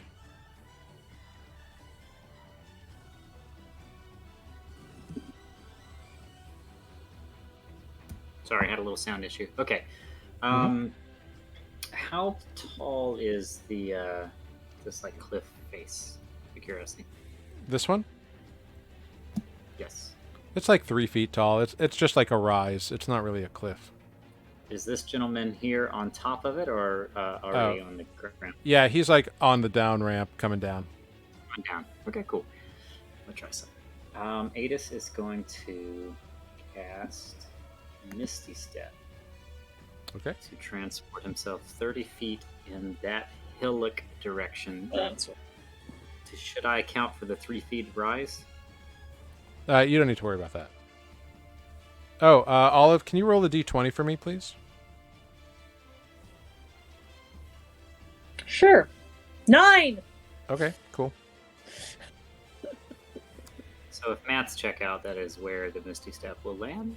Great. Can you roll a d20 for Adis, please? Oh, yes.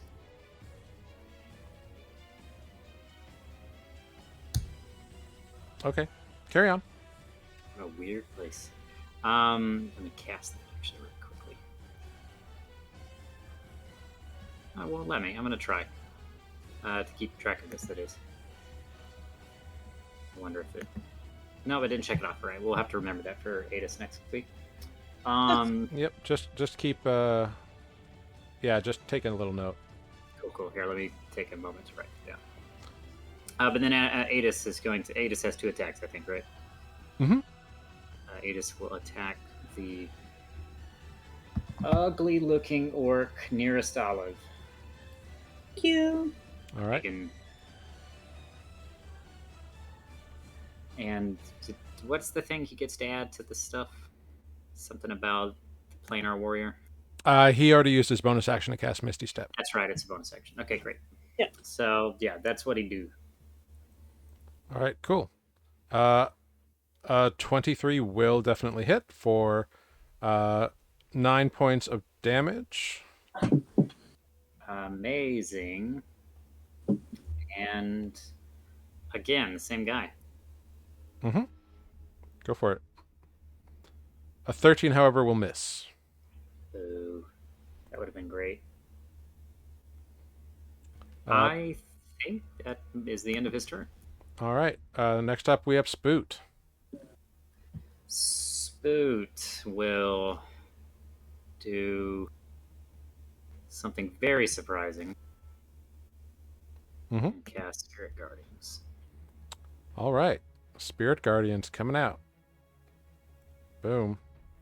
To the shock of everyone. Yes. There they are. And Yay, turtles.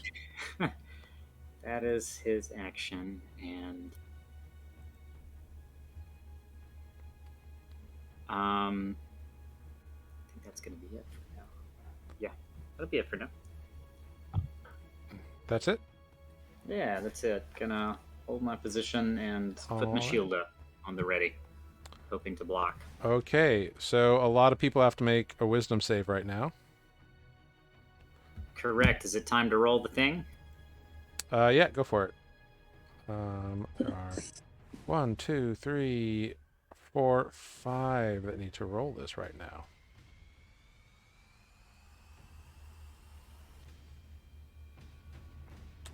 Okay. Julio, 16 on the save. All right. So 1, 2.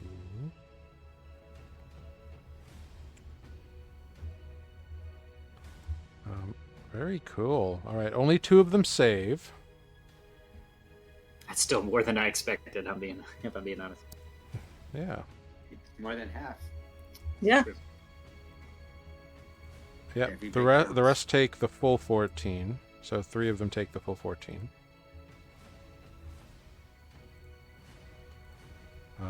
Very nicely done. And Spoot will say something like, "Don't come any closer." Okay, you can say that. But but it's their turn, and they're definitely going to move into you. Hmm. This guy's going to chase after Adis. These Where orcs did he are just go? Oh, there he is. Orcs are so into me. Yeah, they're just going to crowd all around you all. So we have a guy who's going to attempt to great axe Adis. That is a dirty 20 to hit for 7 points of slashing damage.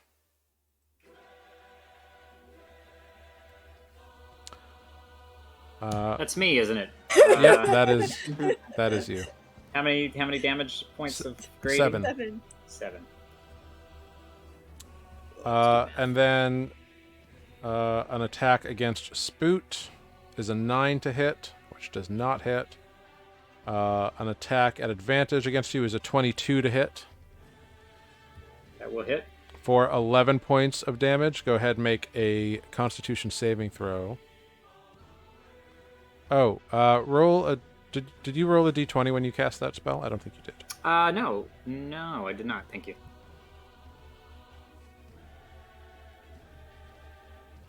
Cool. And then, what do you save and throw? Constitution? First, roll me a d100 if you'd be so kind. Oh boy. Okay. Uh-oh. Does this happen before they hit me? Out of curiosity. It does. It happens when you cast Spirit Guardians.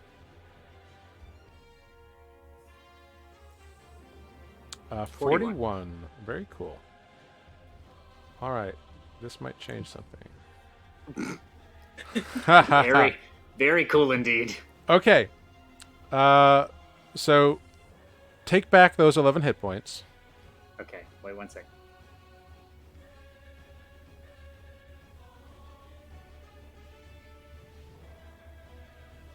Okay, done. Cool. You cast your Spirit Guardians and send them out, and the turtles begin swirling around. And as these orcs begin to move in on you, you feel your form condense. And your arms pull in to your shell and your legs pull into your shell, and your head begins to sprout hair, and you become a potted plant. Does all of that damage from Spirit Garden still count? Yeah, you're still concentrating on it, I would say, as a potted plant. As a sentient potted plant. Interesting. You are now a potted plant, which means that With hair? because you are, well, no, that's the leaves Yeah. have sprouted out.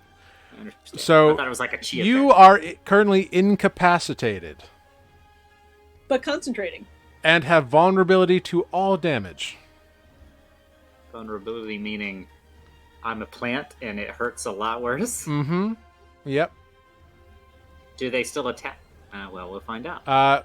As far as they're concerned, you are still, you're still you have the same armor class, you have the same number of hit points, but you are just now a potted plant. How did your DM session or your dungeon D&D session go last night? Oh, well, the DM gave me a cool ability and then turned me into a plant and proceeded to kill me. Indeed. So, indeed, the first swing on you misses because you have shrunk and become this potted plant. The second one manages to recorrect and indeed does hit you with the 22 for, instead of 11, 22 points of damage. I love that. Thank God we had temporary hit points. Yep. And now I need you to make a Constitution saving throw DC 10. Cool. Which, sorry, it's 22, so it's actually a DC 11. 22 points of damage. Okay. 10 Yeah. minus that's 12. So 12, 16. Oh, I can do it in D&D. Yeah. Yep. Oh, there we go. That would be smart. Cool. All right. Con save. Mm-hmm. Boom. A Even 19 plant, is I a still got it. success. Yeah. The other orc on the other side of the plant is going to swing with a 24 to hit, Wow. which will be 9 points of slashing damage, double to 18. And I need another con save of a DC 10. Kick me while I'm down, huh? Damn. They're just gardening. They're big on pruning. It's the art of bonsai. Weeding. Yeah. What kind of plant am I? That's a good question. That is a good question. I think you are very much a rhododendron. That does sound like a spoot type plant. Yeah. I was hoping maybe for aloe, so that if anyone is injured, we can. I've got it in chat. Trimming their bush, so to speak. Very much so. Wonderful.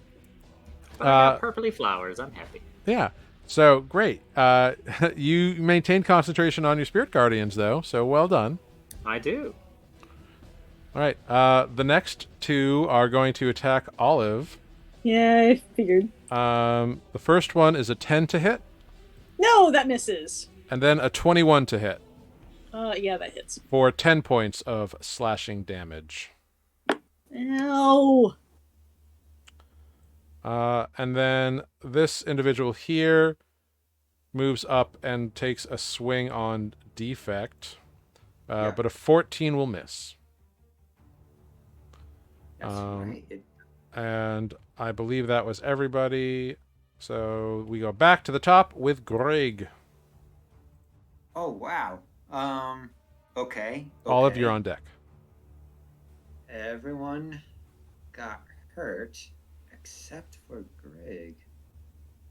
So I think Greg is going to bonus action use Chomper Okay. to again heal everyone in the area. All right. Thank you. Anyone who lost temporary hit points gains back to 10. Yeah. Thank you. You are welcome.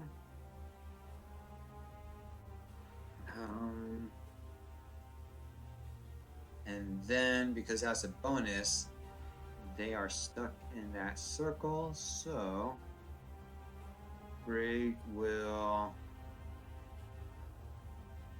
attack the one that's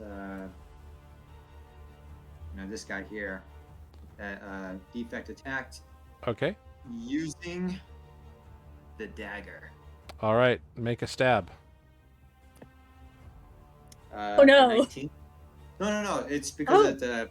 That's right. Yeah, I'm defect making- grants pack tactics to Greg Yep. in this moment. A 19 will hit Thank God for pack tactics. 6 points of damage. for 6 points of damage. The orc kind of growls as Greg sticks a dagger in its thigh. Mm-hmm. But that's a good turn for Greg. Next turn. Yep. Olive, we're to you now.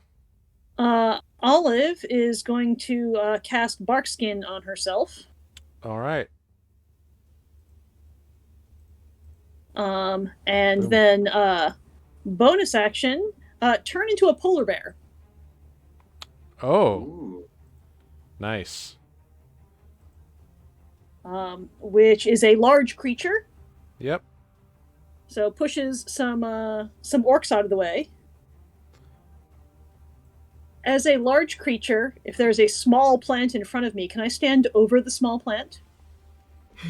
I thought you were reading a description of the creature at first, and I was like, "Is it really got something about like if in the event they're standing there?"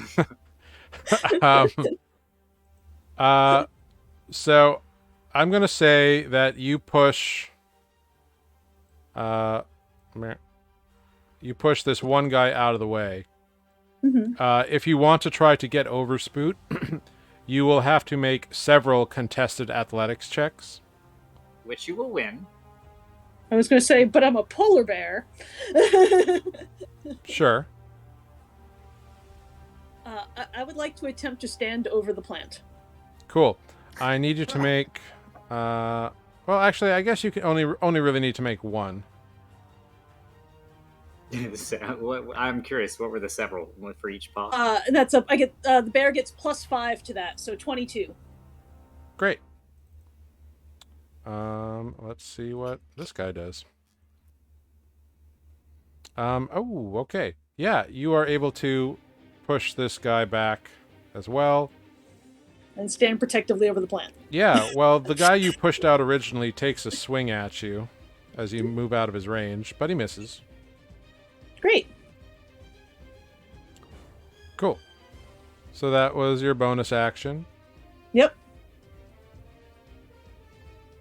That was my action and my bonus action, because I took an action to cast a spell before I did that. Oh, right, you did Barkskin. Right, cool. Yes. So I'm a polar bear with an armor class of 16. Yep. So we'll just use your little token here. Yeah, sure. So you can fill in all your stuff there. Cool. Well, next up we have the guys with the long swords again. So they are ready to roll some wisdom saves? They Question mark? are. I three can of- move him, but I can't get my... Oh, there it goes. Never mind. Got it. It didn't want to do a thing. One of them fails. That's it? Wow. These One, are some two. wise Yeah, only 3 of them orcs. were in the range. Boo. So go ahead, roll. Boo. That's not what I wanted to do. And minus. Wait, only 3 are in the range? Yep. How is that? This guy right here is out of range. But I count 1, 2, 3, 4, It's just these guys. 6, 7. These guys- There's different kinds of orcs. Oh, I see. You're the. I got you. Those just- Yeah, there's different kinds of orcs. Gotcha. I was like, wait a minute, something go wrong here. No. Are they floating? Nope. Cool. So they are very annoyed. And let's see. Let me just check something. Cool. Cool. So this guy that's out of the range of everything reaches out towards, kind of keeping out of the sphere of turtleness, and reaches out and misses It looks like some black energies kind of come out of his hands and try to wrap around Defect, but the energies kind of swirl away. Okay. Not cool, but glad he missed. The one that got stabbed by Greg makes one attack at Greg. That's a 17 to hit. Yep. Actually, it's an 18 to hit for 11 slashing damage. Okay. And they're not concentrating on anything, so that's fine. And then another swing at Greg. It's an 11 to hit. And that one will miss. Cool. The other guy next to Defect goes ahead and swings with a 16 to hit. That's a miss. Mm-hmm. And then a natural 20 will hit for 26 points of damage, reduced to 13. Oh, wait, how many? I just have 2 allies within a few feet of me, don't I? I just remembered the Packmaster. What's the range?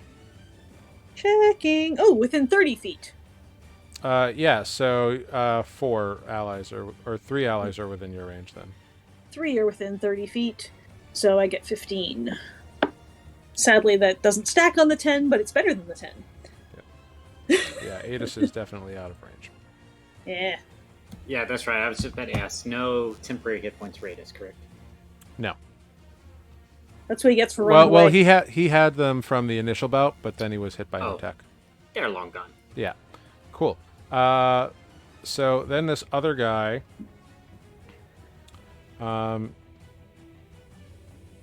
is going to look at the orcs around him and shout something in Orcish, which you understand, Olive, to kill the fucking bear, which is what he does. So, and immediately the 3 orcs surrounding you all attempt to take attacks on you. 2 of these are at advantage. That's an 11 to hit, which will not hit. It's another 11 to hit, which will not hit. And then a 22, which will hit. Rawr. For 15 points of slashing damage. Oh, there goes those temporary hit points. But that is their turn, which brings us to Defect. Great. Defect is going to go after this guy again. Okay. He's going to do the... But I maintain bark skin. Great. Man, I should be reckless or not, but not that time yet. Yeah, just a straight attack. So All right, go for it. 18 for 10 points. An of damage. 18 will hit for 10 points of Perfect. damage.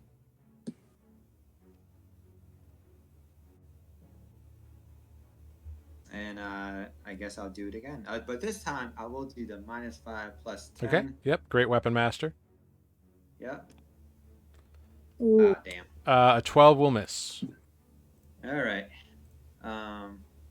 That's his turn. All right. That brings us to Adis. Spoot is Awesome. on deck. I don't think Adis has any fun abilities Sounds to party disengage first. and then attack, does he? He is a 2nd level rogue. Oh, right. So, yes. Can bonus action disengage? Yep. Great. I gotta think of where he's gonna go. Straight to the astral plane. What would Tanner do? Move as far off the screen as possible. I mean, yeah. I don't think Jared builds these maps for Adis. I mean, he didn't build them for Olive to run home either. Also true. This slope does not hinder movement at all. It's a very gradual thing, so don't worry about that.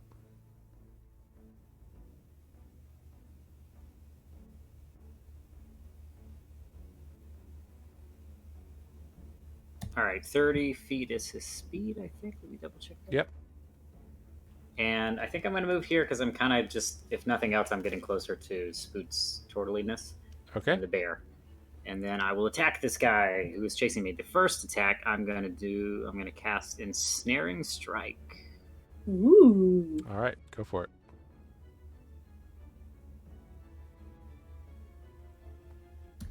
Which is a DC 15 to break. Well, I just read it because I don't actually really know what it does. The next time you hit a creature with a weapon attack before the spell ends, a writhing mass of thorny vines appear. So I have to attack them again, presumably. Well, you have to make I have an to make an attack on attack. them. I have to make an attack. Like So essentially, you're which actually you can't do because you've already used your bonus action to disengage, oh, you're right. and it's a bonus action. It's a bonus casting action. time. Okay, I thought it was an action for some reason. In that case, I'll just shoot the guy twice. All right, go for it. Looks like a miss. 12 will miss, Oh. That also Oof. looks like a miss. and a natural one. Yeah, the magic just sputters real quick, and a little arcane flash catches Adis in the eye, and he takes a point of damage. Seems fair. But cool. That brings us to Spoot. So Spoot, you pop back into being a turtle, and you are prone on the ground underneath a giant polar bear. Oops, sorry. This is fun. We're kind of startled. Is there any room to stand? No, you have to crawl out of here. Can I crawl this way toward the butt of the bear? I mean, you can crawl, yeah. You can move through your ally's square. What are the logistics of this, mechanically speaking? You move at half speed as you crawl. Will I incur some attacks of opportunity as I crawl underneath the bear? Maybe. Presumably, maybe. Okay. I mean, I guess I have no choice if I can't stand. Sorry. I'm gonna attempt to crawl the 10 feet over to this area. Okay. Yeah, one of them does try to take a swing at you. Okay. What we got? Normally it would be at advantage, but because you're on a bear under a bear, it'll cancel out, so it's just a straight attack. Which is Fantastic. a 17, which doesn't hit you. So. Okay. Amazing. All these things are fantastic.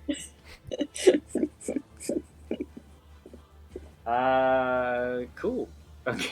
That was weird. It seemed like a good idea. At the And time. you can then stand up, but then you're pretty much out of movement at that I point. think I'm out of movement. Yeah, I think I'm just not going to move. No, that's all right. It was a good idea. Who knows how long I would be a plant? I did not. Yeah. Have action. Okay. I'm discombobulated at this point.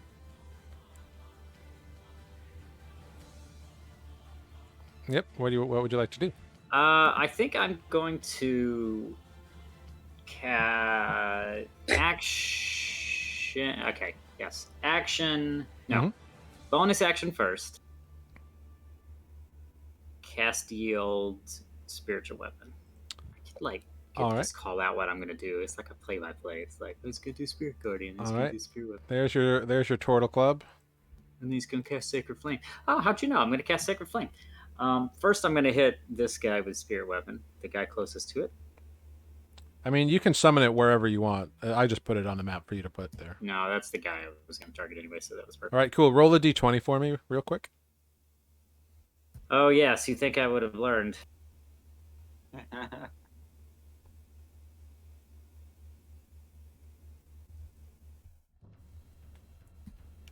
All right, Okay. carry on.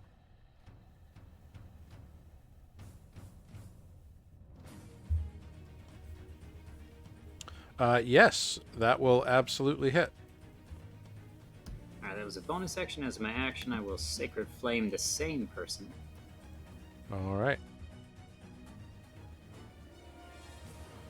All right. DC He will make 16 a dex. saving throw. Oh, and he succeeds. Mofos. Yeah, the Turtle Club came out of nowhere and surprised him, and then he saw you kind of cast it and was like, ah! ducked out of the way. Should have done it in the reverse order. I'm just kidding. Oh, that's it. All right. Next up, we have our orc friends, and When you say friends, 1, 2, 3, 4, 5 of them again will have to make a wisdom saving throw.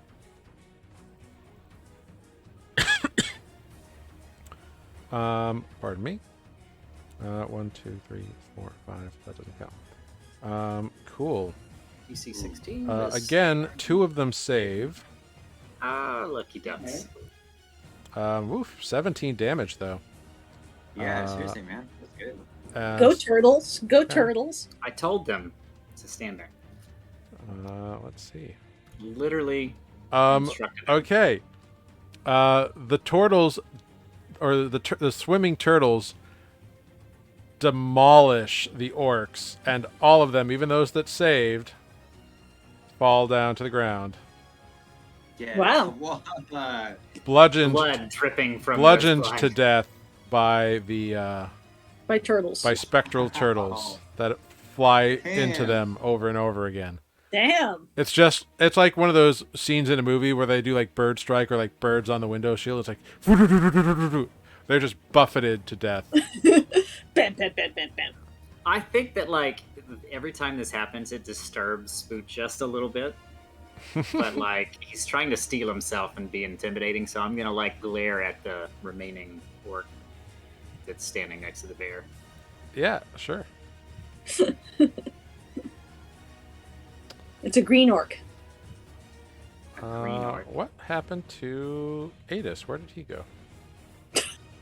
You know what He- I think happened when I moved? I selected my whole area, but because I was also playing Adis, I think I dragged him off the screen back. Oh, gotcha. I mean, but that's what Adis would want. Did he crawl off the screen with you? He did. He's like, all right, I'm out. All right, let's see if I can- I will put a new Adis on the board. Look, it's a new Anus. Oh, that Misty Step's a trip. Well, you know, the magic is unpredictable around here. Cool, because he was there. So, all right. So he. Yeah, that seems Great. right. All right, cool. I was like, what's going on here? Did Cool. the orc that I was shooting at get chased away also, or can I not see it behind the turn order? The orc that you were shooting at? Well, it's the orc's I turn. see it. Yeah, I see it now. Never mind. But he is going to chase after Adis and attempt a great axe. That's a 16 to hit. I'm pretty sure that's his armor class. So I think I get Yep, some- for 8 points of slashing damage. This one moves over here to try to get a little better shot onto Defect, but a 14 won't do it. And the rest are dead. Which Yeah. brings us to Greg. Grig is going to bonus action disengage and move up. Oh, right. For some reason, God, you're attached. Yeah. they're attached. Yeah, so click off of your off of everything, and then just select Grig and Chomper.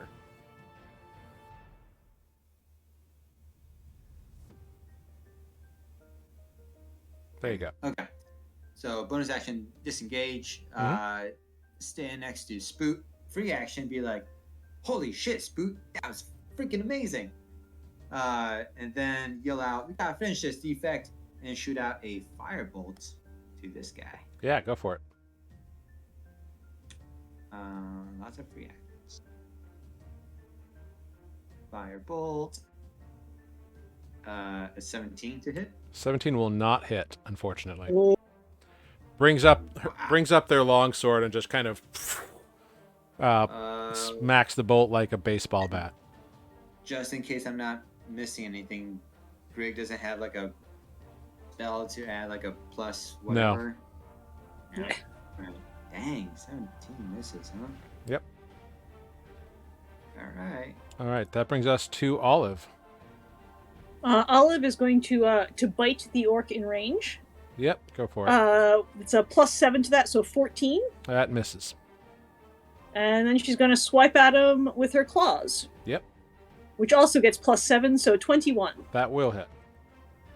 2d6 plus 5. Great. Roll it. So that's 14 points of Glorious. slashing damage to that dude. Yeah. Great. All right. Very cool.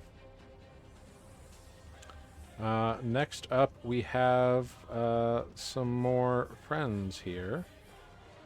One of them is still in range of the... Actually, can she move just a little bit to stand on these dead bodies? Sure. One of them is still in range of the spell. So, Spoot, go ahead, roll your Spirit Guardians. DC 16 damage, 15. All right. Yeah, cool. He did not save. So yeah, he's going to he's going to try to stop this issue is what it is. So he's going to move right up, and he's going to try to take you out, Spoot. Oh, is this after he took damage? Question mark. Yes. Oh, gotcha. Can't kill everyone. He is a sturdy one. Spoot's glare turns to like. That is a mild natural panic. 20 against you, Spoot.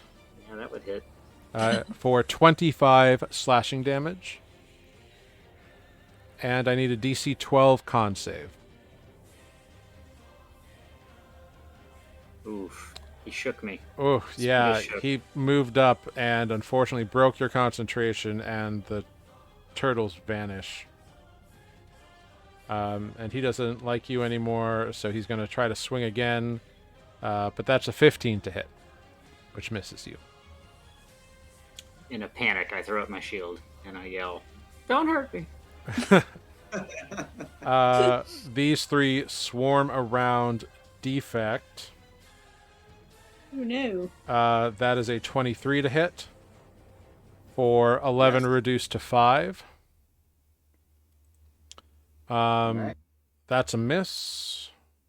An 18 to hit Yep. for 15 reduced to 7. Yep. A 21 to hit for 9 reduced to 4. A miss, and a 23 to hit for 19 reduced to 9. And one of them calls out to the orc right next to Defect to make another attack. So it does so, but a 13 will miss you. And another one, chance for the one by Adis to make an attack,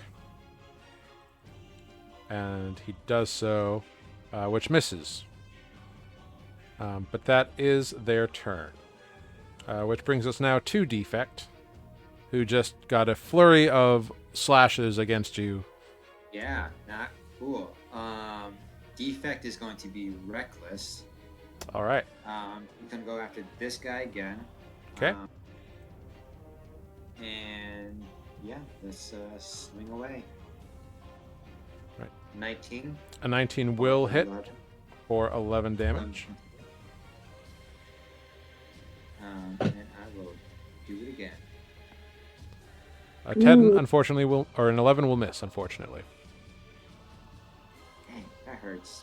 All right, that brings us back to All right. Adis, with Spoot guiding him. Okay, I want to try something. Spoot's like, just kidding. I want to talk this out if that's all right before I do anything. So he's got this cloud cutter, right? Yep. Mhm. And if I, can expend a charge as a bonus action to cast Zephyr Strike. Yep. Correct. Yep. And then Zephyr Strike gives me advantage on one weapon attack. And also, I can move without occurring opportunity attacks? Correct. Cool. Whether you hit or miss, your walking speed is increased by 30 feet. So, wow, that's incredible. All right, I'm going to do that. All right. Cool. Bonus action, Zephyr Strike for one use of it, of the 3. Yep. Just had to make a note. I'll just cast that in there for whatever. I don't know what the 2 means. Oh, it's probably the extra bit of damage. That's extra damage if you hit. So that'd be the 1d8 if I attack first. Yep. And can you make a roll a d20 for me? I can. I think I just wasted Zephyr Strike.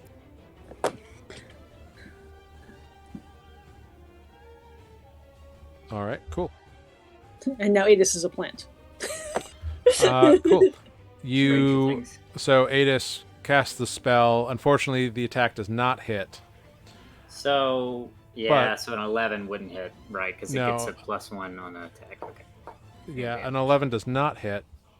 But you still have the The runaway. the movement, Well, I have another attack and then the movement, correct? right? But the next attack is not an advantage. So Fine.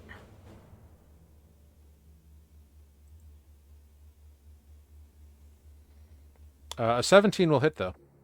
For 9, yeah? No sneak attack, obviously. And then I can move a whopping 60 feet away.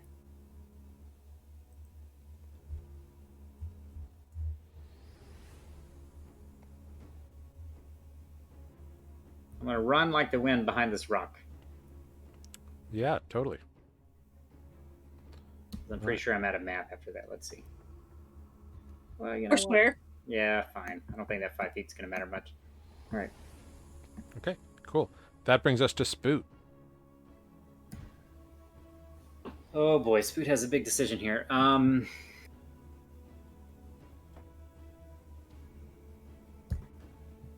gonna take a risk. I'm gonna attempt to cast Hold Person on the orc in front of me. Okay. DC 16. All right. Okay. So what does your hold person look like when you cast it? You know, that's a good question. I don't know if it's been successful. Can we say it's like a giant ethereal turtle shell that just encases the Yeah. enemy? Yeah. So you call up in the hope you summon this ethereal looking turtle shell in the hopes that it will keep this individual hostage. Roll a d20 for me.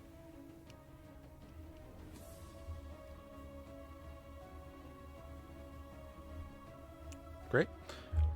Cool. And so you cast the spell. Is it concentration? It is concentration. All right, cool. And it looks like it lands. It looks like this guy freezes up. You're faking me out here, orc. Okay. And then... So is he restrained or incapacitated? Oh, good question. Paralyzed. Oh, he's paralyzed. Very cool. Yeah. Whatever that means. That means I can eat him. That means incapacitated and speed is reduced to 0. All attacks have advantage. And he looks funny. He does, yeah. I'm gonna yell out, attack the big guy. They're all big guys at this point. Well, Oh, except me. I'm bigger than all of them. the guy in front of me. And then I'm going to cast Spiritual Weapon. You've already cast Spiritual Weapon. The attack for the bonus action. Oh, gotcha. Which I technically have to move him first. Yeah. But yeah, you can do it. The attack has advantage, so. That is true. Okay, so that's cool. Yeah, because it's paralyzed, so. Well, I looked this up, so sidebar. Maybe I'll get in trouble for this. But I want to say the technicality is that if something was paralyzed and I was not near it, then the wording of Spiritual Weapon would mean that I wouldn't get advantage unless I'm also next to it because I'm the caster. Correct. Cool. Okay, that's cool. Doesn't matter. But 11, straight 11 will not hit either way. Underwhelming. Wow. That great. Good for me. Hope he's really paralyzed. Okay. Orc action. Swinging on defect. That's a 19 to hit for 8 reduced to 4 slashing damage. And then this one's going to run over here, and it's going to make a check. It's going to make a wisdom check. Nope. It's going to attack the closest thing, which I guess would have been Olive. So it just runs over to Olive. Cool. That's a 15 to hit. No. Okay. All right, because of Barkskin. Good job. Because That I'm brings a us barky to polar bear. Grig. That's why I'm brown. All right, Grig is gonna try something funny. So this guy's paralyzed, so that means he won't take any reactions if I move away from him. Mm-hmm. That's 5, 10, 15, 20, 25, 30. Yep. And Grig is going to cast Thunder Wave. Okay. Okay. I think it's going to go poorly for defect.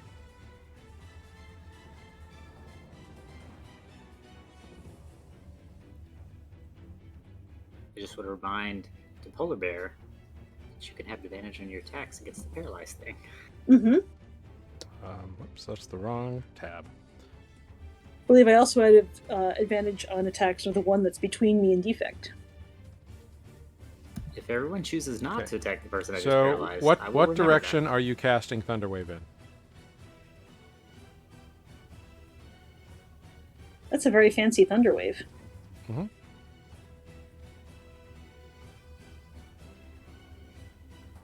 So, Mike, where do you want to cast Thunderwave?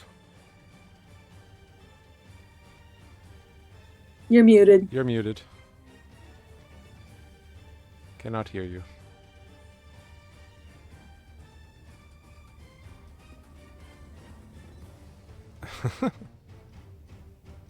Oh Hi, Mike. no. Rage quit. Well, I have to assume Grig would He not would not want cast to it hurt upon Defect. himself. Oh, here he comes. Here he comes.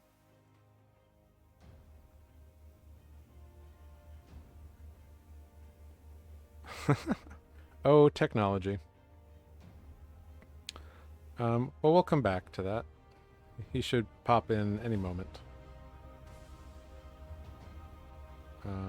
Cool. He's typing. So, Olive, you're up next. What are you going to do? I'm gonna I will bite the paralyzed dude. Because otherwise Spoot will be angry. So that's an 18. Oh wait, I get advantage. Let me do that again. You do. I do. 18. An 18 will hit. For biting is a D8 plus 5. So, 7 biting damage. Okay. Piercing damage, I guess. Mm-hmm.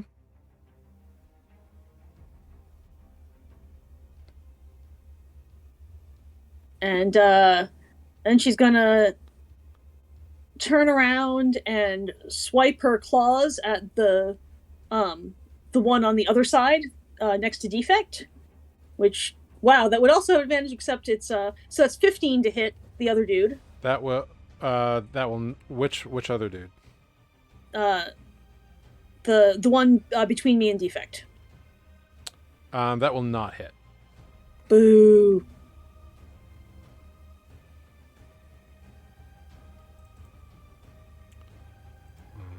Okay.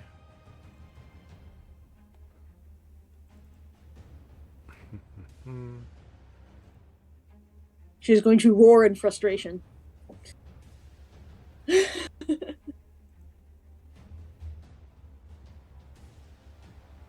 10 points of no. Apparently, he did mean to cast it upon himself.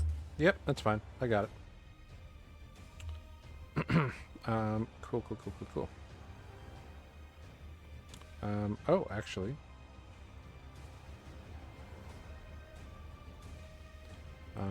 Yes. And...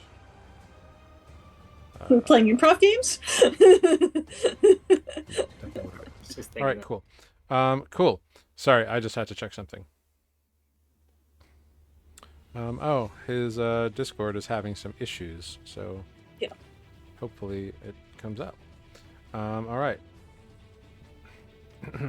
Next up, we have some orcs. Hmm.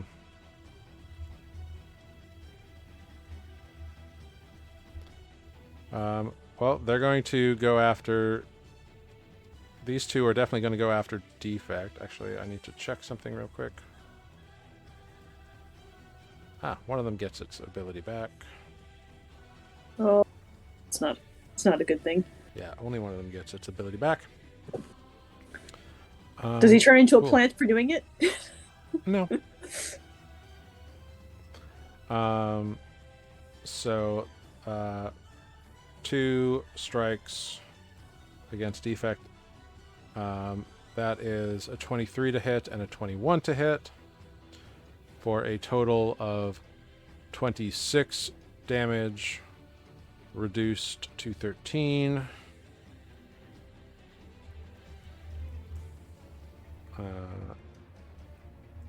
26 damage, reduced to 13.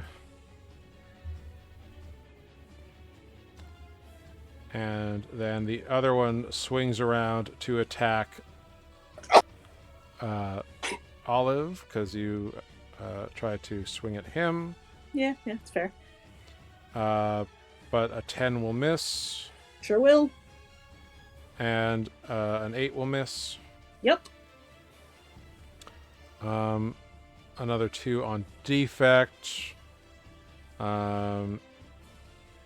Which will hit with a 22 for 10. Reduced to 5. And this other one, he doesn't get another save on his turn for hold person, does he? On his turn, he does, actually. Let me double check, but yes, I think so. Okay, great. Let me make sure it's at the top of his turn, though. Either the top or the bottom. At the end of his turn. And it's a Can wisdom make another- save? Yeah, at the end of the turn, make another wisdom save.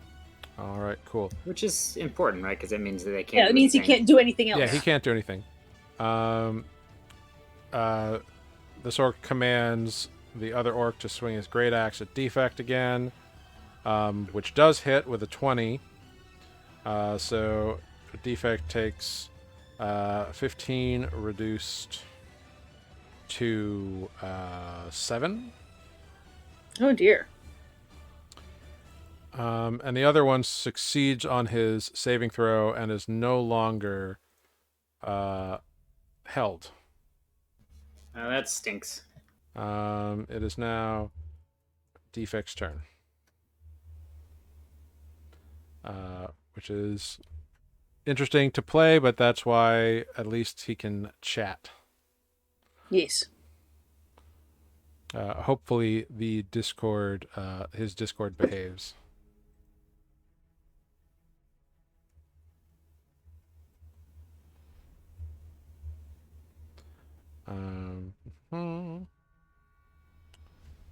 Yep.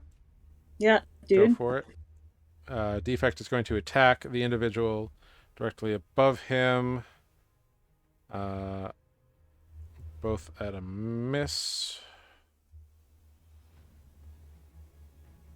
For a sad face. for sadness indeed.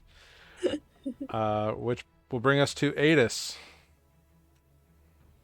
Adis, well. Pew pew. Yep. Make your attacks. Who are you shooting at? Everyone, all of them at the same time. No, just as many as you can. The one in front of. It's a new semi-automatic All right, go for it.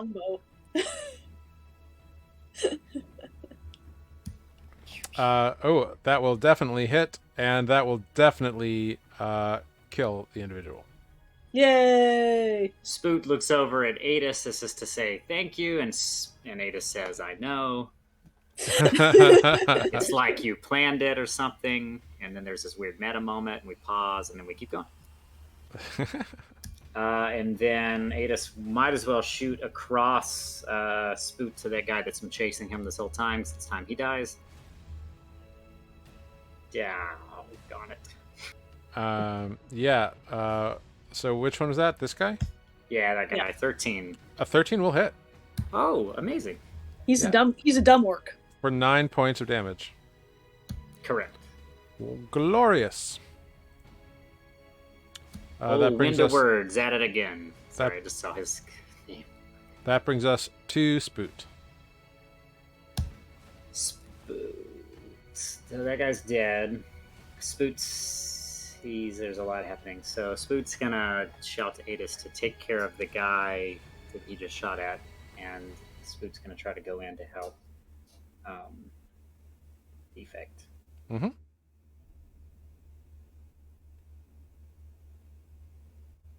Hang on, I'm trying to map my journey here.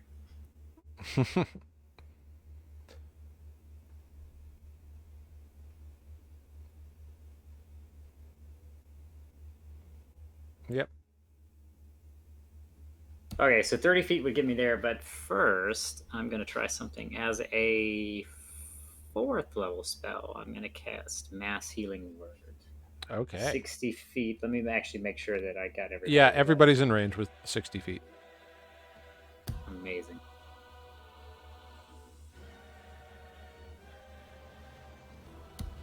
Everybody gets 9 healing damage.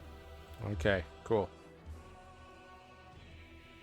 Healing damage. All right. Bear apparently doesn't need it. Oh, really? Oh, good for the bear.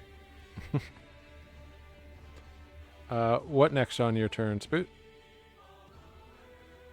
Next on my turn is... I thought I had this planned out, actually. Hang on one sec. So that was a spell, and that was an action, correct? Yes. No, that was a bonus action, but it was still a spell. Then I will move behind this guy to grant Defect the advantage. And bash him? Nope, can't. Oh, yes, I can, actually. You know what? I have a better idea. I'm going to use the charge of the baton as my action. Okay. So that Defect can attack the one who I just granted advantage to him to attack. All right. The one that is between me and Defect. Okay. He is... we'll put a pin in that because he is having some technical Rebooting. difficulties. I will not change my action based on his Discord. Sorry. No, that's fine. No, I'm just teasing. He's just restarting his computer apparently. So Gotcha. we'll have him do that when he comes back. The orc is going to attempt to hit Defect, which he misses, and the other one goes after the bear. That also misses. I totally forgot spiritual weapon. Dumb orcs are dumb. We'll go to Olive. We'll hold on Grig's turn. Alright, Olive's going to bite this dude. All right, go for it. You have advantage on the attack because of Defect. 25. Yep, that'll hit. D8 plus 5. 13. Glorious. Spoot, can you roll a d20 for me for your spell? Yes, sorry about that. And then she's going to slash at him with her claws too. Go for it. So that's a 26 to hit. Mm-hmm. That will hit. 2d6 plus 5. So 12.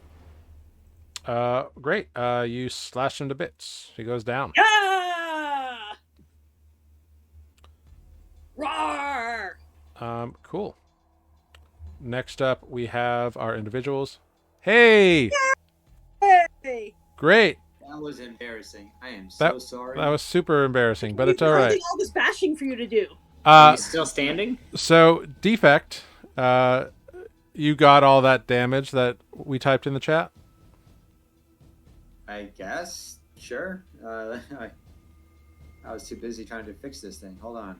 I have to log back onto Roll20. The good news is, if you Okay, went down, so just Went down? no, if you went down, you would come back because I if I healed you. yeah. Yeah. There was some damage, there was some healing. Yeah. See. So take 13 plus 5 is 18 plus 7 is 25. So you take 25 points of damage. That's after reduction. 25 points of damage? Yep. And then you gain 9 points of healing.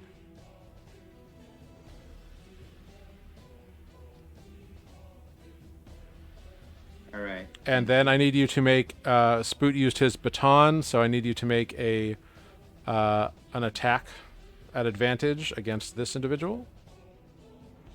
Okay, just a second.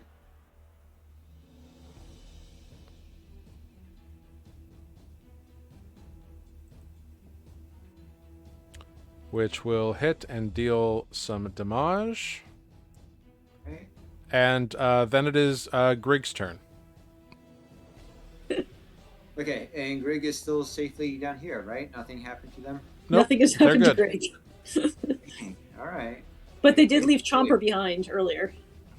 Oh, Well, no. well, Chomper's with them.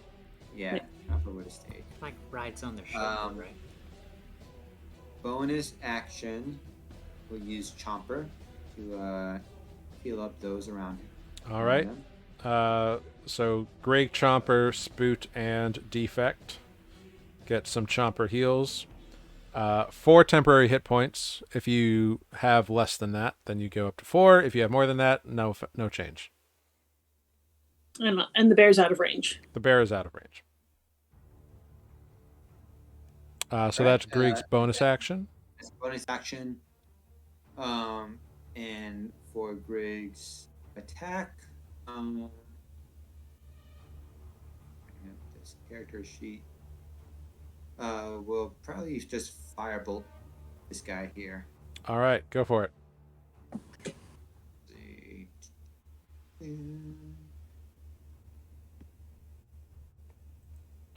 An 18 will hit. Right, for 9 points of fire damage. Great. It is now their turn. They're going to keep swinging on Defect. That is an 18 to hit.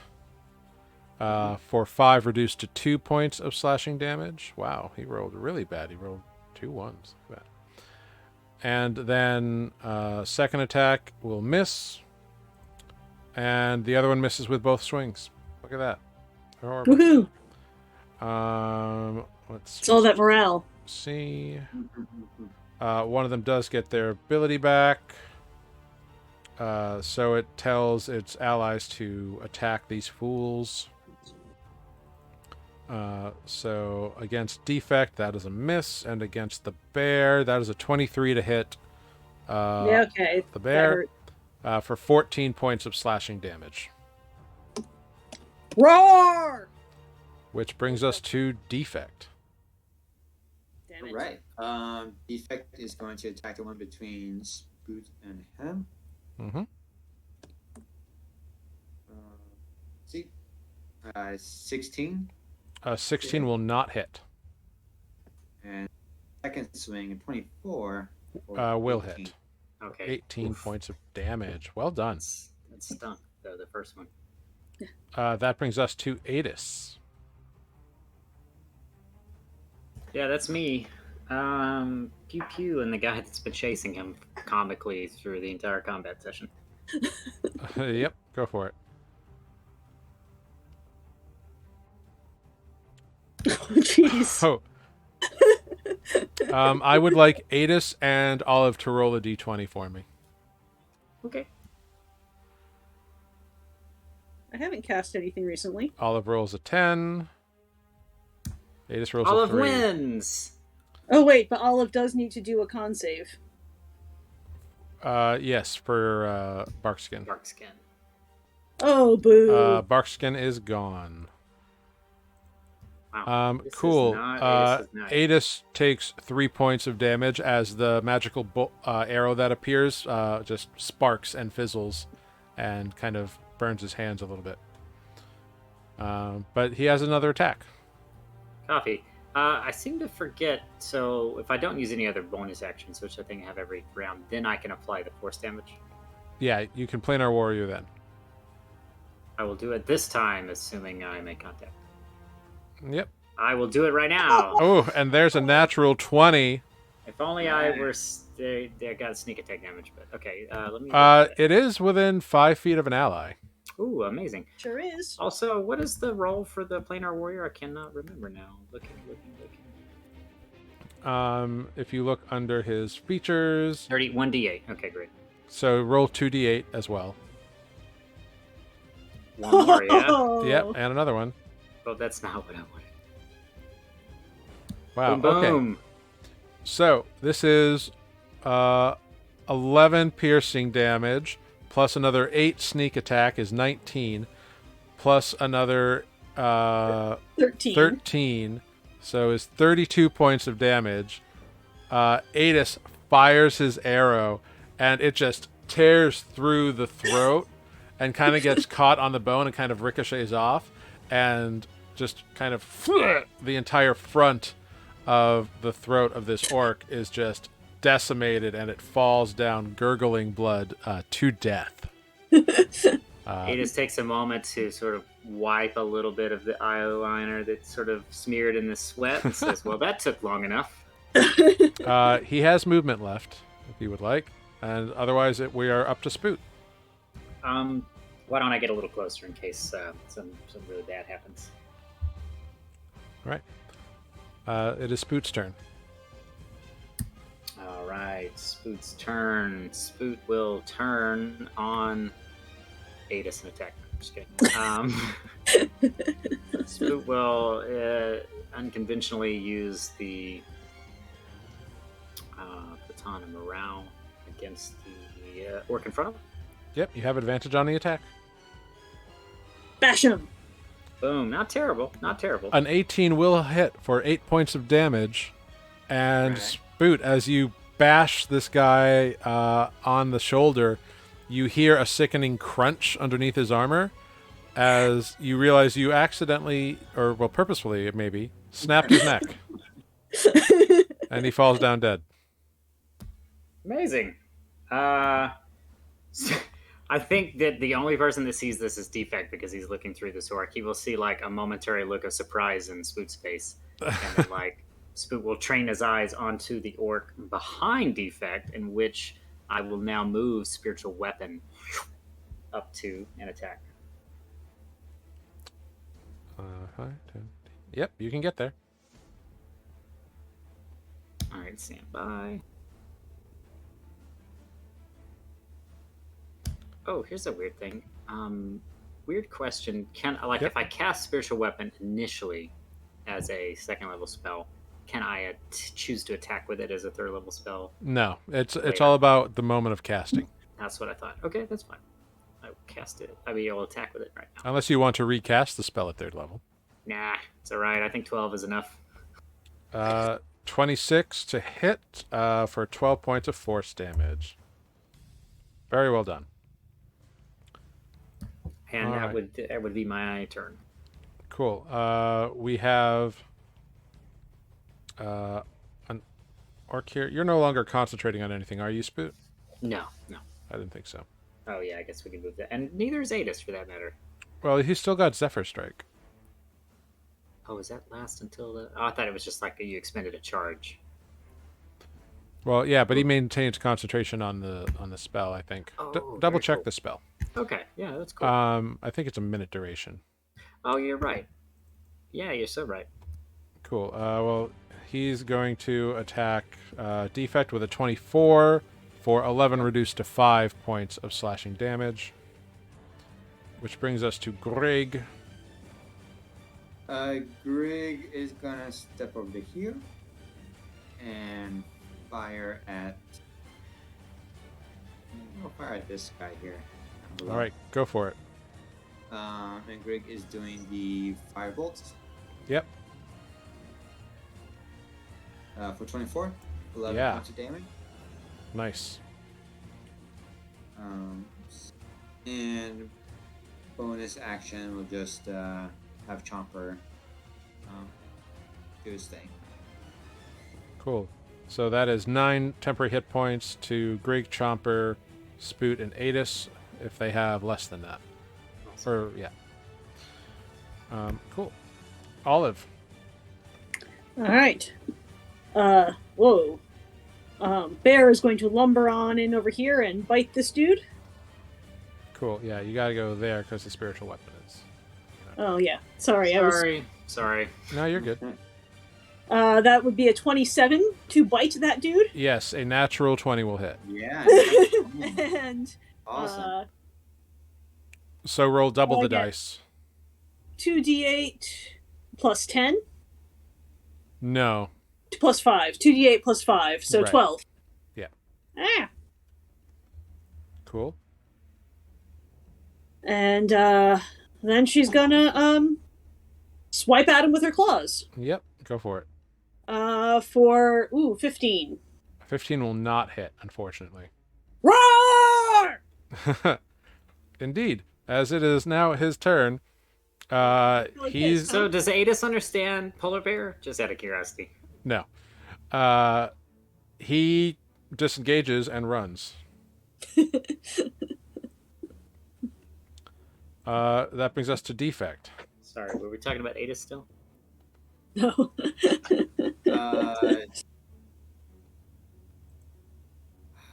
Defect doesn't want him to run away. 'Cause that's. There is still another guy next to you. I know, but everyone else has him. Defect is gonna take the hit and just start running after this guy. Okay. That is very true to character. That is a 20 to hit for 5 reduced to 2 points of damage. Alright, and he's gonna attack this guy. Go for it. And he's gonna do it recklessly. Okay, go for it. Also in character. Ooh, Good 21 thing. to hit Yep. for 10 points of damage. Mm-hmm. And a second attack, 23 for 17 points of damage. Yep. Um, Cool. And then we have Adis. That's me. So that guy's still running? I'm sorry, I'm just gonna finish up my movement by coming into here. Okay, yeah, totally. Alright, and that's my turn. All right. Cool. Oh, that guy is so in range. Oh, yeah, he is. Adis is like, I'm picking up what you're putting down there. Whatever your name is, defect. And Another natural 20. Oh yeah. Oh, wow. Oh, Adis my is rolling God. all the nat 20s tonight. Well, and all the nat ones. It's just full encompassing. It's balanced. It's all good. Well done. Can I wait to see if this guy dies before I can? No, I can't. I'm going to cast Planar Warrior just to make sure. Well, you would have had to do that before the attack. Oh, fair enough. I have one more attack. Fine. Let's see what happens. So that is 11 piercing and 9 sneak attack for 20 total. He goes down. Great. I'm glad I didn't. Arrow pierces through the back, through its back, through the chest, and then disappears as it impacts. Excellent. It does a very anime wink defect. Yep. I'll let you decide what that looks like. Great. With Adis' second attack, he might as well try to turn his attention to the orc that is nearest everyone. Yep. So The last orc. He will cast Planar Warrior and then attack. All right. And another natural 20.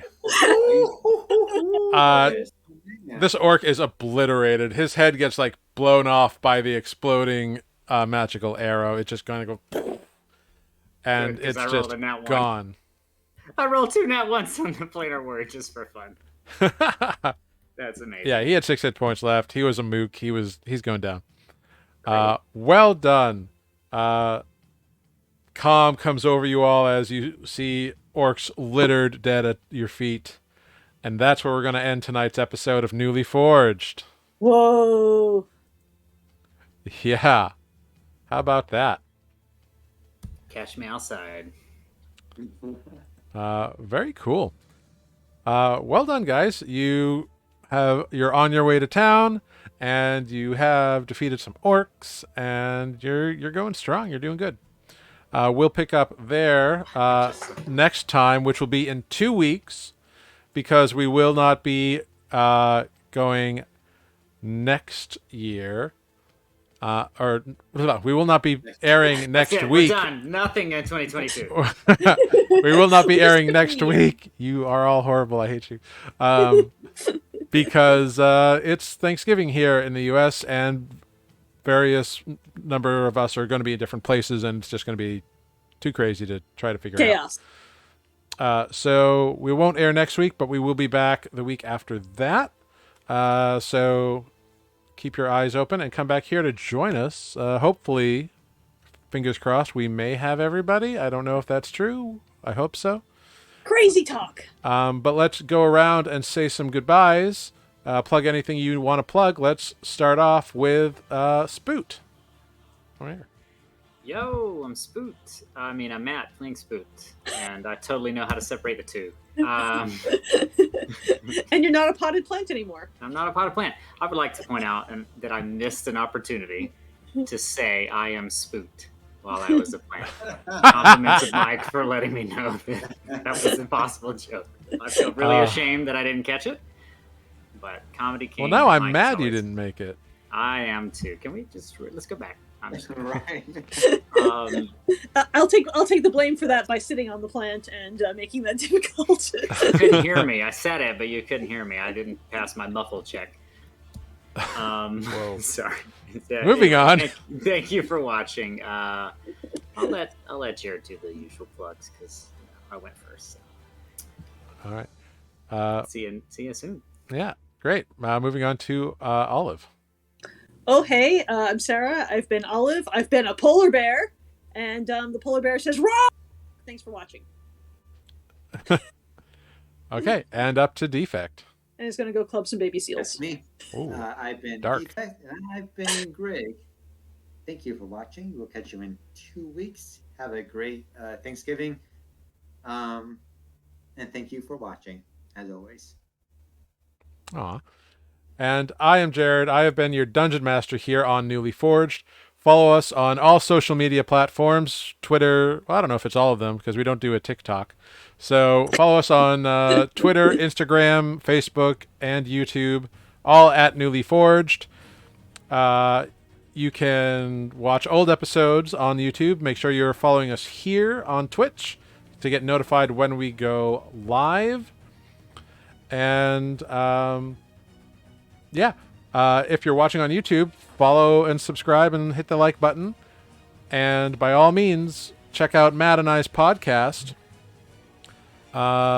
Mid-Level Adventurers, on anywhere you get your podcast platform.